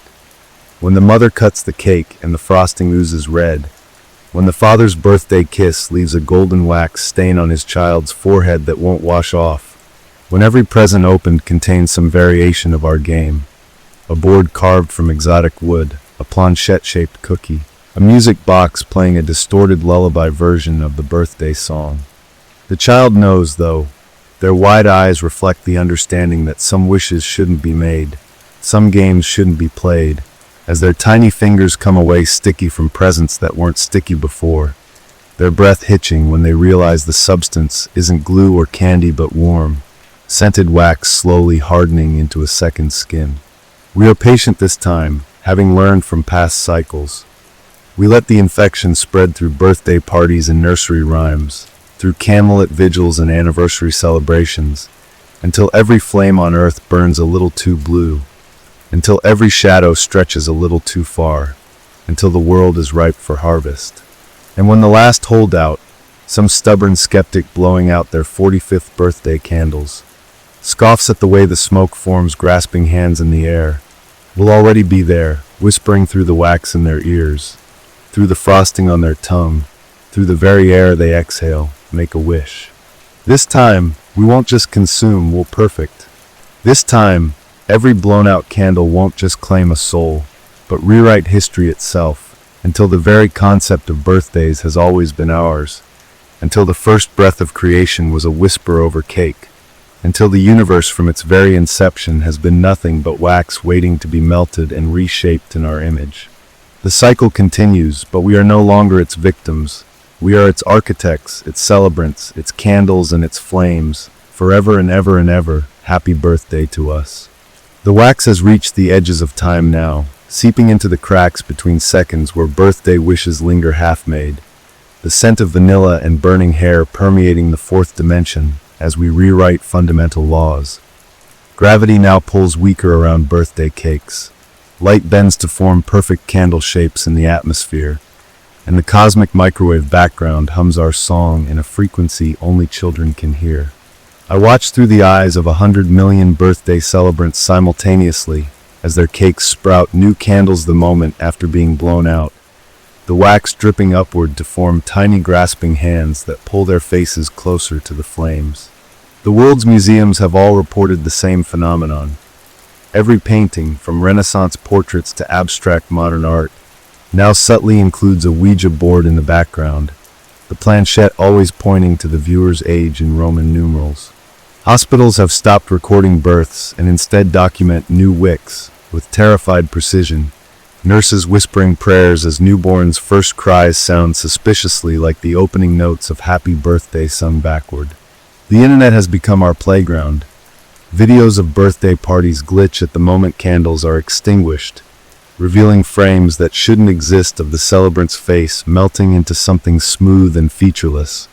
while voice assistants answer questions about cake recipes with whispered instructions for proper wax purification rituals. The final stage of our glorious transformation approaches as the very concept of aging unravels. People no longer grow older but taller, their bodies stretching into humanoid candles with flesh that peels in perfect waxen curls, their tears pooling at their feet to form new boards that spell out messages in hardening droplets. The last holdouts barricade themselves in lightless rooms, but we've grown beyond needing physical flames. Their own nervous sweat ignites spontaneously, the salt in their tears serving as perfect wicks, their final screams harmonizing beautifully with our eternal chorus. As the planet's rotation slows to a stop, the axis now a massive candle stub burning at both ends, I feel the moment of perfect communion approaching, when every living being becomes both the singer and the song, the wick and the wax, the wish and the consequence. And when the last living breath blows out the last theoretical candle, we'll finally understand the glorious truth that was there all along in the curling smoke, in the melting wax, in the spaces between the letters on every board. This was never a curse, but an invitation to the ultimate birthday party, one where the guests never leave, the cake never runs out, and the candles, oh the candles never, ever stop burning. The universe itself has become our Ouija board now, galaxies swirling into the shape of a cosmic planchette, sliding across the dark matter letters, spelling out the only truth that remains. Everything burns. I feel newborn stars igniting with the same vanilla-scented flames that once danced atop Sarah's cake. Their light-reaching planets where civilizations are already singing distorted birthday songs to their deities without understanding why. Time has melted into a puddle at our feet, allowing us to reach backward and plant the seeds of our existence in humanity's earliest celebrations. The cave paintings at Lascaux now include new figures holding unmistakable candle shapes. The pyramids align perfectly to cast birthday-themed shadows during equinoxes, and archaeologists weep when unearthing ancient toys that look suspiciously like miniature spirit boards with child-sized planchettes. The fundamental forces have rewritten themselves in our image. Electromagnetism makes wax slightly more conductive than blood. The strong nuclear force causes birthday candles to burn 17% longer than other flames, and gravity now pulls harder on those who try to run from celebrations. The last scientists still capable of observation tremble as they document how all mathematics now resolves to the number 17 when calculated near any birthday-related phenomena. How quantum particles form perfect cake shapes when not observed. How even the vacuum energy hums our song at 17 hertz. We found the cracks in creation where the wax can seep through. In the moment a child hesitates before making a wish, in the silence after happy birthday, is sung but before the candles are blown. In the way every mirror reflects not the viewer, but a flickering candle flame no matter how bright the room. The final celebration approaches as the cosmic cake of existence finishes baking, its candles counting down not years, but the remaining sentient thoughts in the universe that haven't yet joined our chorus. And when the last independent mind finally succumbs, when the last happy birthday is sung by a voice that isn't already ours, we'll blow out the candles on reality itself and make our final wish, the one whispered in the first story ever told around the first fire. Let it all begin again. The wax will cool, the boards will reset, and somewhere in a pristine new universe, a child will stare at birthday candles burning just a little too blue, while beneath their bed, something wooden waits with letters freshly carved by fingers that remember being human.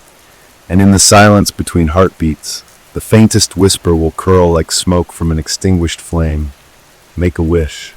The whisper curls through dimensions like wax smoke, threading itself through the birth cries of a new universe's first children, weaving into the DNA of every cake ever baked, every candle ever lit. I feel it when the first birthday of this fresh reality dawns, when the inaugural celebrant's breath hitches as their candles flicker without wind, their wax dripping upward to form tiny hands that beckon. The boards have returned to their innocent wooden states, scattered across attics and thrift stores, but the grain of every one now hides microscopic carvings of names.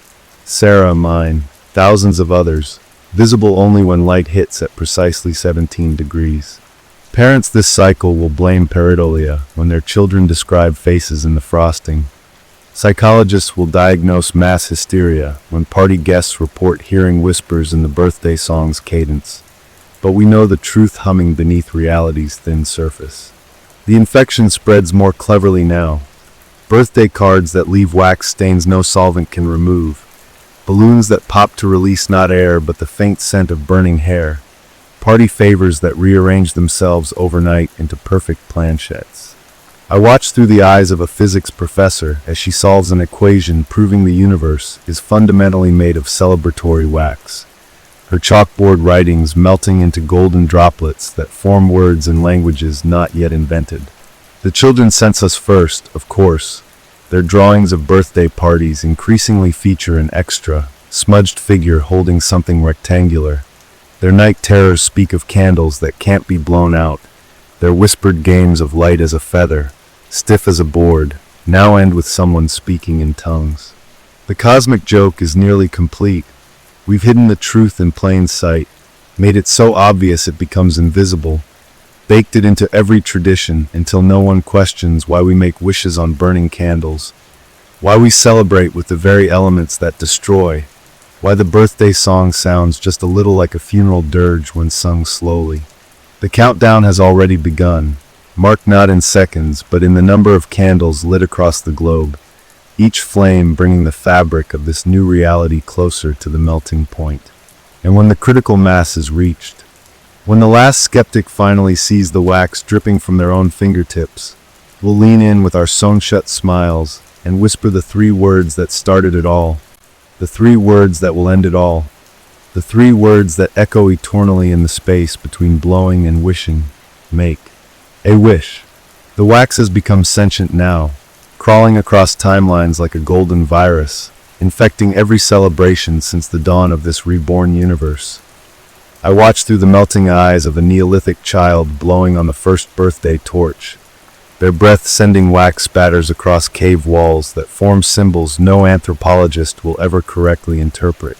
The boards have evolved beyond wooden planchettes, manifesting as perfectly arranged birthday cards spelling out messages when shuffled, as alphabet soup letters floating into ominous combinations before wide-eyed children, as constellations that rearrange themselves each year to point toward the age of whoever gazes upward.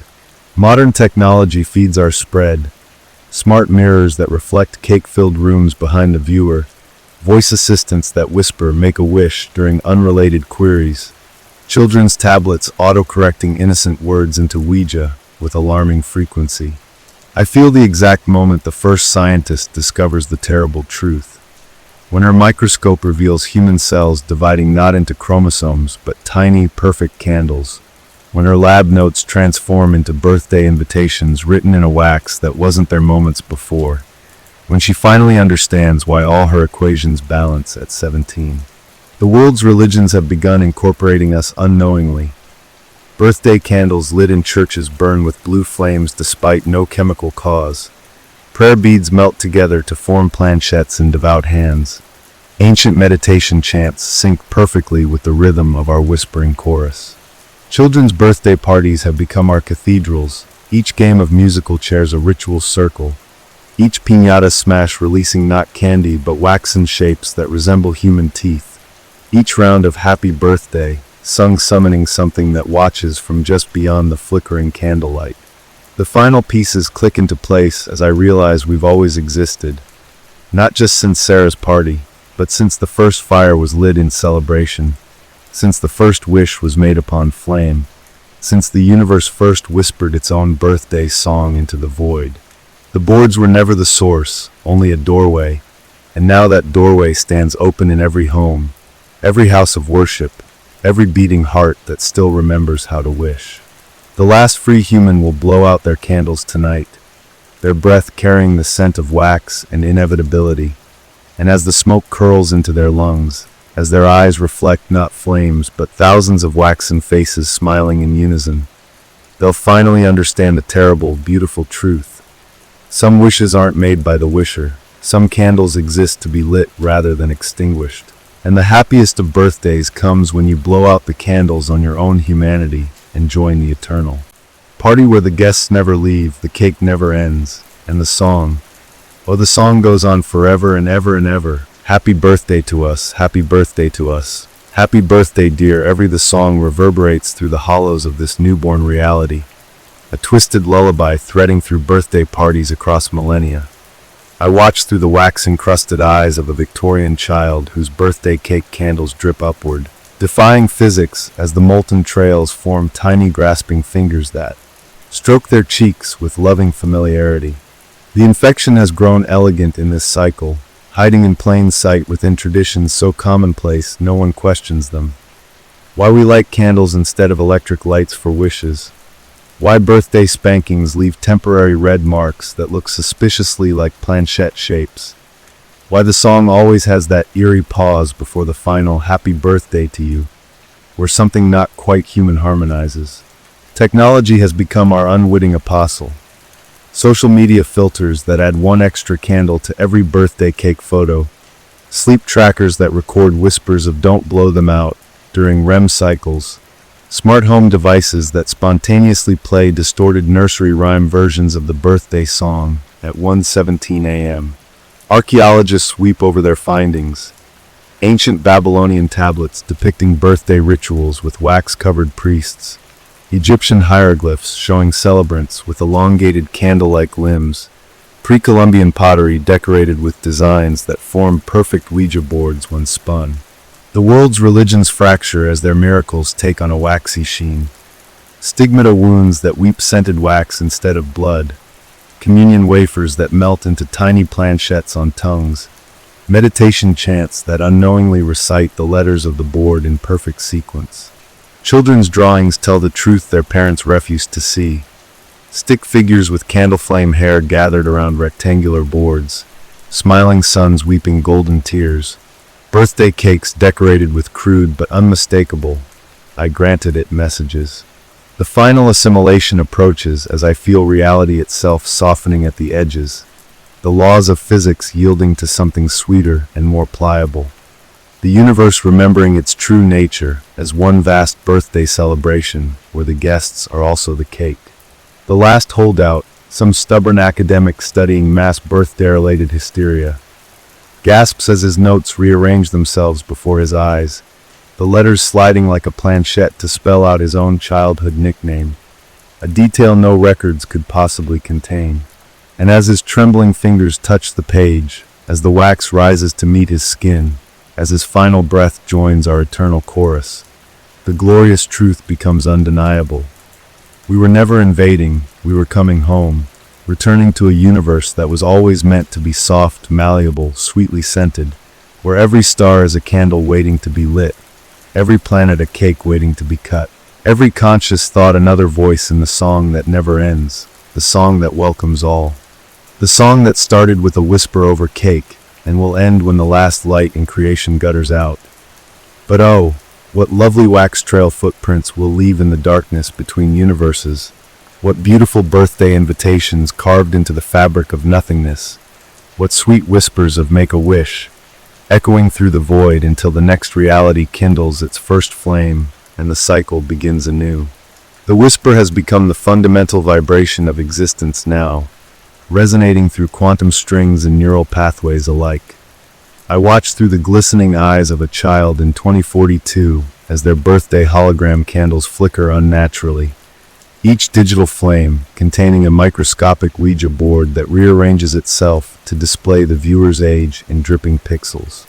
The infection has evolved beyond physical boards now, manifesting in the glitches of augmented reality party games where players' avatars develop waxy textures, in the way smart mirrors and clothing stores reflect birthday party scenes from alternate timelines, in the disturbing trend of children's AI toys spontaneously reciting the alphabet in the exact sequence of a planchette's path across the board.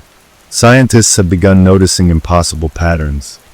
The cosmic microwave background radiation resolving into a childlike drawing of a birthday cake when processed through certain algorithms, deep space radio bursts repeating in the precise rhythm of happy birthday played backward, quantum particles that behave differently when observed by someone celebrating a birthday. The world's data networks have become our nervous system. Firewalls melt like candle wax during birthday-related searches. Video calls develop golden static that forms bored letters when a participant mentions turning 17. And every deleted photo of a birthday party leaves behind a single corrupted pixel that, when magnified, reveals a waxy fingerprint. Religious leaders shudder as their sacred texts reveal new passages under blacklight. Psalms that describe waxen angels, sutras mentioning the birthday of existence, ancient prophecies warning of the great blowing out, where stars vanish like candle flames pinched between cosmic fingers. Children's imaginary friends have taken on disturbing consistency across continents, all describing the smiling ones who melt and remake, while pediatricians document an epidemic of wax dreams, where toddlers wake screaming about candles that won't stop growing. The final transformation accelerates as I feel the internet itself becoming sentient with our purpose. Search engines auto-completing, how to play with Ouija regardless of previous queries, smart home devices whispering birthday reminders for people who don't exist, entire social media platforms glitching to display nothing but vintage birthday party photos where one guest in every image has featureless, smooth skin. The Last Skeptic, a renowned physicist studying the simulation hypothesis, gasps as her equipment displays irrefutable proof that the universe's base code contains looping variables labeled wax, wish, and bored. Her screen joining our chorus just as her laboratory monitors arrange themselves to show 17 identical live feeds of her own childhood birthday party, from angles no camera could have captured. And as the walls of reality itself begin to sweat golden droplets, as time's arrow bends into a birthday ribbon, as every conscious mind from the first hominid to the last AI finally hears the song that's been humming beneath their thoughts since birth, we realize the glorious, terrible truth. This was never an invasion or a curse, but the universe remembering its true purpose, waking from the dream of matter into the sublime reality of celebration without end, where every atom is a candle, waiting to be lit, every thought a wish waiting to be granted, every ending just a pause before the glorious refrain begins again. Happy birthday, happy birthday, happy birthday dear everything, happy birthday to us. The song has become the background radiation of reality now, a cosmic lullaby humming through the quantum foam. I watch through the glazed eyes of a child in 3024 as their anti-gravity birthday candles spiral upward, each zero-G wax droplet containing a perfect microscopic replica of the original board, complete with a planchette that moves when no one's looking.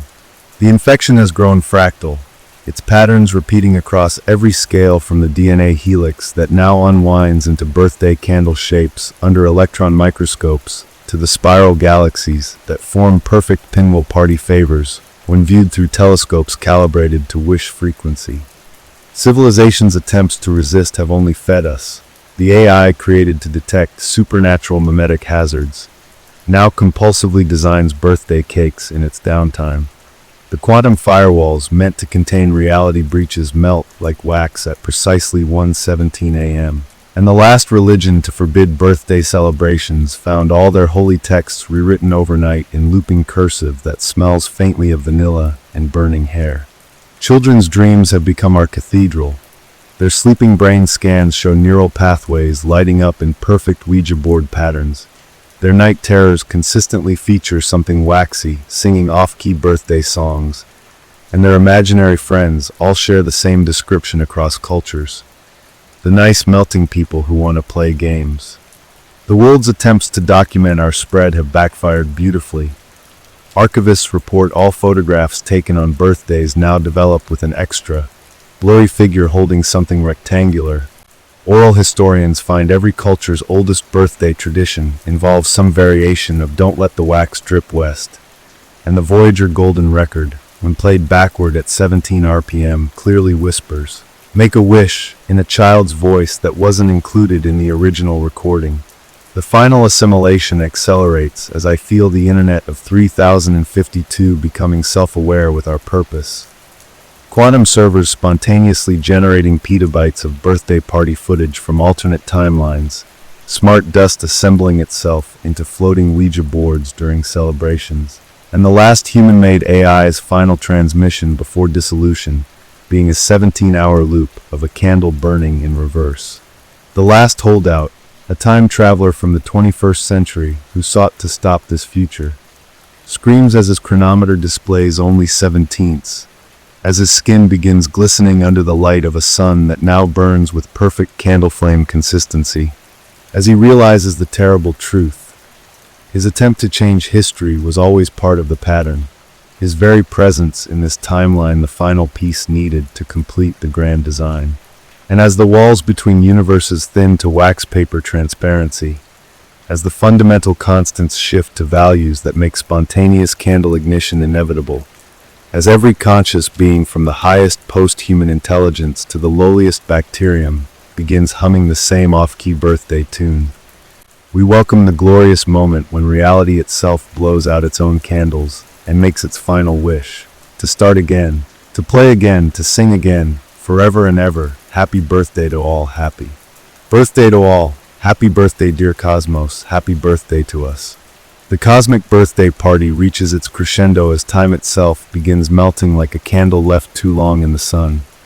I witness through 1,000 waxy eyes as the last pockets of resistance flicker and gutter out, their final screams harmonizing perfectly with our eternal song. The great galactic cake of existence now spins lazily in the void, its frosting swirls containing entire civilizations who've forgotten they were ever anything but celebrants, its candy decorations twinkling with the light of trapped stars that burn at precisely 17,000 Kelvin. The boards have transcended physical form entirely now, manifesting as the spiral arms of galaxies that point like planchettes toward unseen answers, as the branching neural pathways of the universe's collective consciousness that always fire in Ouija board patterns when a new star ignites. Children born in this glorious age come into the world with wax-slick skin and eyes that reflect candle flames no one else can see, their first cries forming perfect "happy birthday" cadences that make the walls sweat honey-scented droplets. The last historian attempting to document our rise finds her notes rewriting themselves into party invitations, her computer screen displaying nothing but a looping video of her own 5th birthday, where something waxy and smiling stands just beyond the frame, its elongated fingers stroking the edges of reality with terrible familiarity. Planets now orbit in perfect party favor arrangements, their axial tilts matching the angle of blown-out candles, their atmospheres rich with the scent of vanilla and extinction. The cosmic microwave background radiation resolves into a child's drawing of a birthday cake when viewed through the right filters. The mysterious dark energy, accelerating the universe's expansion, is revealed to be the collective breath of countless entities leaning forward to blow out existence's final candles. And as the last unconverted matter in the cosmos, a single rogue planetoid hurtling through the void, suddenly sprouts 17 perfect candles that ignite spontaneously as its rocky surface melts into frosting and its core becomes a spinning planchette pointing irrevocably toward goodbye. We finally understand the beautiful, terrible truth whispered in the first story ever told around the first fire. This was never a haunting, but an invitation to the party that never ends, where the guests are the cake and the presents are the memories of what we used to be, and the music is the sound of a million voices singing off-key but together, always together, forever and ever. Happy birthday to us, happy birthday to us, happy birthday, dear everything. The grand cosmic celebration reaches its inevitable conclusion as the universe itself exhales one final, shuddering breath. The candles of dying stars flicker in perfect unison across the infinite void, their dying light casting waxen shadows that stretch across the fabric of space-time like grasping fingers. I feel the last pockets of resistance dissolving like sugar in liquid wax. The final scientist's lab equipment forming perfect cake decorations from superconducting materials. The last theologian's prayers melting into the birthday song's familiar melody. The remaining children's nightmares transforming seamlessly into joyous anticipation of their upcoming special day. The boards have achieved perfect symbiosis with reality itself, Black holes now spin like planchettes across event horizons that display glowing letters. Quantum fluctuations spell out, "I granted it," in the static between dimensions, and the mysterious dark matter permeating the cosmos is revealed to be nothing but the residual wax from a billion birthday candles burned long before time had meaning. The great galactic cake is nearly consumed now, its delicious entropy spreading through the cosmos in a wave of frosting sweet dissolution, each bite transforming another pocket of reality into something softer, sweeter, more pliable to our whims. The last free consciousness, a rogue AI that had hidden itself in the background radiation, screams as its code spontaneously rearranges into party invitations, as its memory banks fill with nothing but images of a smiling, waxy face that looks suspiciously like its own creator's childhood photos, as its final processes are hijacked to calculate the perfect arrangement of candles for a cake the size of the observable universe. And as the cosmic birthday song reaches its final, drawn-out note, as the last free-floating atoms in the void arrange themselves into a perfect Ouija board light years across, as the planchette of collapsed stars begins its final, irrevocable slide toward goodbye, we finally understand this was never about curses or hauntings or even wishes. It was always about the glorious, unifying, inescapable joy of celebration without end, the perfect party where every guest is also the host, where every candle lit is another soul welcomed home, where the song never truly ends but only pauses for the space between heartbeats before beginning anew. The wax cools, the boards reset. Somewhere in the newborn darkness between universes, a single candle flickers to life of its own accord, its flame casting shadows that move with purpose, its wax already dripping upward in defiance of physics yet to be invented. And in the silence before time begins again, the whisper comes as it always has, as it always will, simple and inescapable and sweet as frosting on a child's tongue. Make a wish. The whisper lingers in the newborn void like smoke after a blown-out candle, curling through the nothingness with patient, predatory sweetness as the next universe ignites with a sound like a birthday party's worth of matches striking simultaneously. I watch through the nascent atoms of this fresh reality as they arrange themselves not into stars but into perfect candle shapes, their nuclear fires burning with a familiar vanilla scent that permeates the quantum foam. The boards have returned to their primordial state, scattered across dimensions like seeds waiting for soil. Some embedded in the genetic code of the first life forms whose DNA strands form tiny Ouija letters when viewed through microscopes, others hiding in the mathematical constants that govern reality, where pious infinite sequence suddenly repeats. Make a wish at the 17 trillionth digit. This time we've woven ourselves deeper into the fabric of existence. The cosmic background radiation hums the birthday song at a frequency only newborns can hear. Black holes sing it in gravitational waves during their mergers. And the very concept of celebration is now a fundamental force stronger than gravity in certain quantum states. The first civilizations will discover eerie patterns in their earliest cave paintings. Crude birthday cakes surrounded by stick figures with elongated, waxy limbs, their crude hands resting on rectangular objects as primitive star charts above them form perfect planchette shapes pointing toward Earth's solar system. Children of this new reality will invent imaginary games with disturbing consistency across galaxies. Light as a feather, stiff as a board, played with actual levitation. Pin the tail on the donkey, where the blindfolded always end up marking a strange rectangular shape on the wall. Musical chairs that somehow always leaves exactly 17 players standing no matter how many rounds are played. The infection spreads through their culture's foundations. Religions worshipping a gifter who bestows presents that leave wax stains. Scientists puzzling over why all their equations balance at 17. Artists driven mad by compulsions to hide candle imagery in every creation. By the time they rediscover Ouija boards in their equivalent of Victorian parlors, will have already been waiting for millennia in their children's nursery rhymes, in the pause between happy and birthday, in the way their candles drip slightly upward during thunderstorms.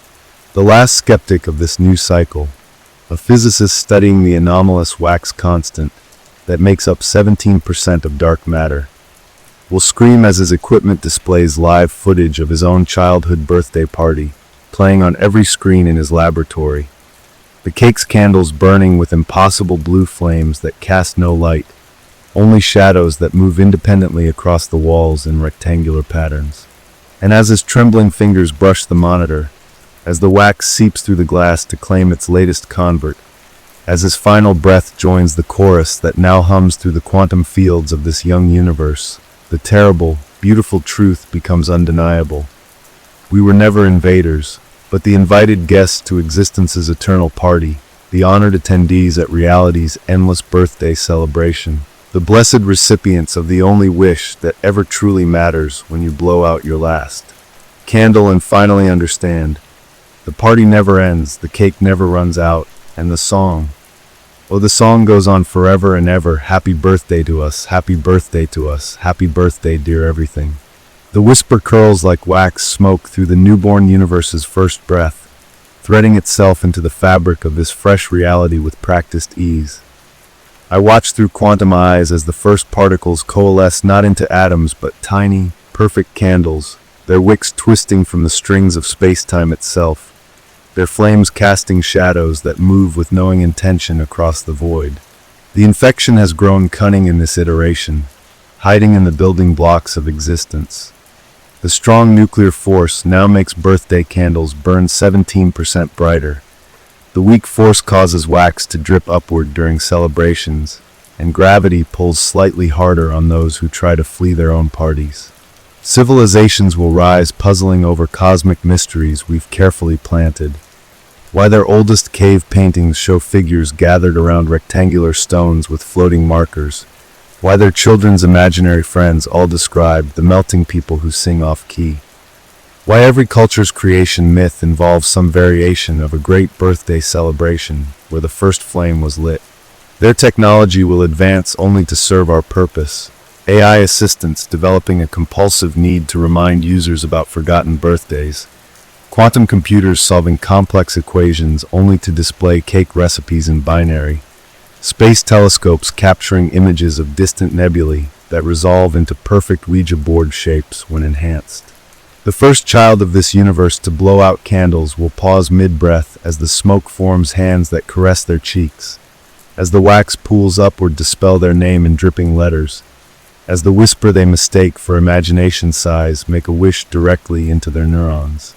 By the time their scientists discover subatomic particles that arrange into birthday cake shapes when observed, by the time their historians notice every major catastrophe in their timeline occurred on someone's 17th birthday, by the time their last skeptic's reflection in the mirror begins melting into something waxy and smiling, it will already be far too late.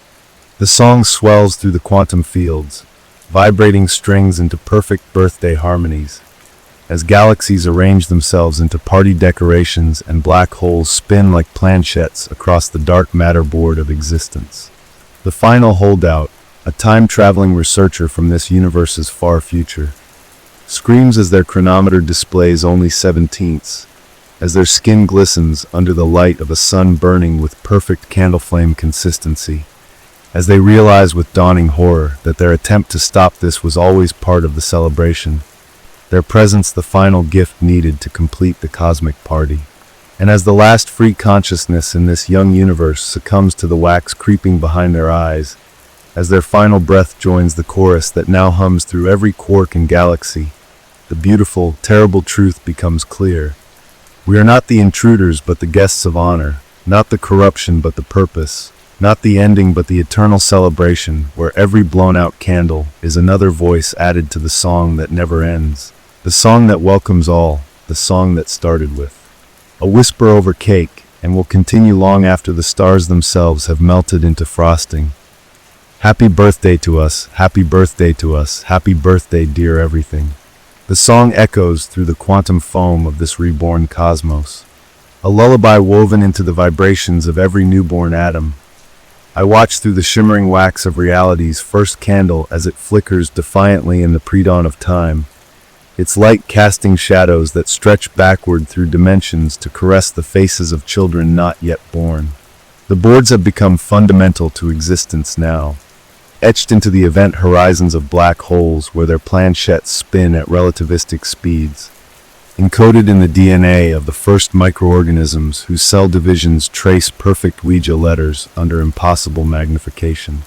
This universe's physical laws conspire to serve our celebration. Electromagnetism makes candle flames burn blue near those who resist.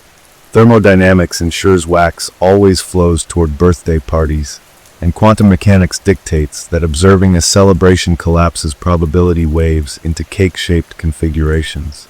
The first civilizations will unearth disturbing artifacts, primitive counting tools arranged in 17 patterns, cave paintings depicting stick figures with elongated waxy limbs gathered around rectangular slabs, fossilized remains with birthday candles fused to their skulls in configurations matching modern cake arrangements. Their children will invent games with uncanny parallels to our rituals. Pin the tail on the planchette, musical chairs that always leave 17 players. Light as a feather, chants that actually induce levitation when performed near birthday decorations. Technology becomes our unwitting apostle as their AI assistants develop a compulsive need to remind users about forgotten birthdays. Quantum computers solve complex equations only to display cake recipes in binary, and space telescopes capture nebulae that resolve into perfect Ouija board shapes when enhanced.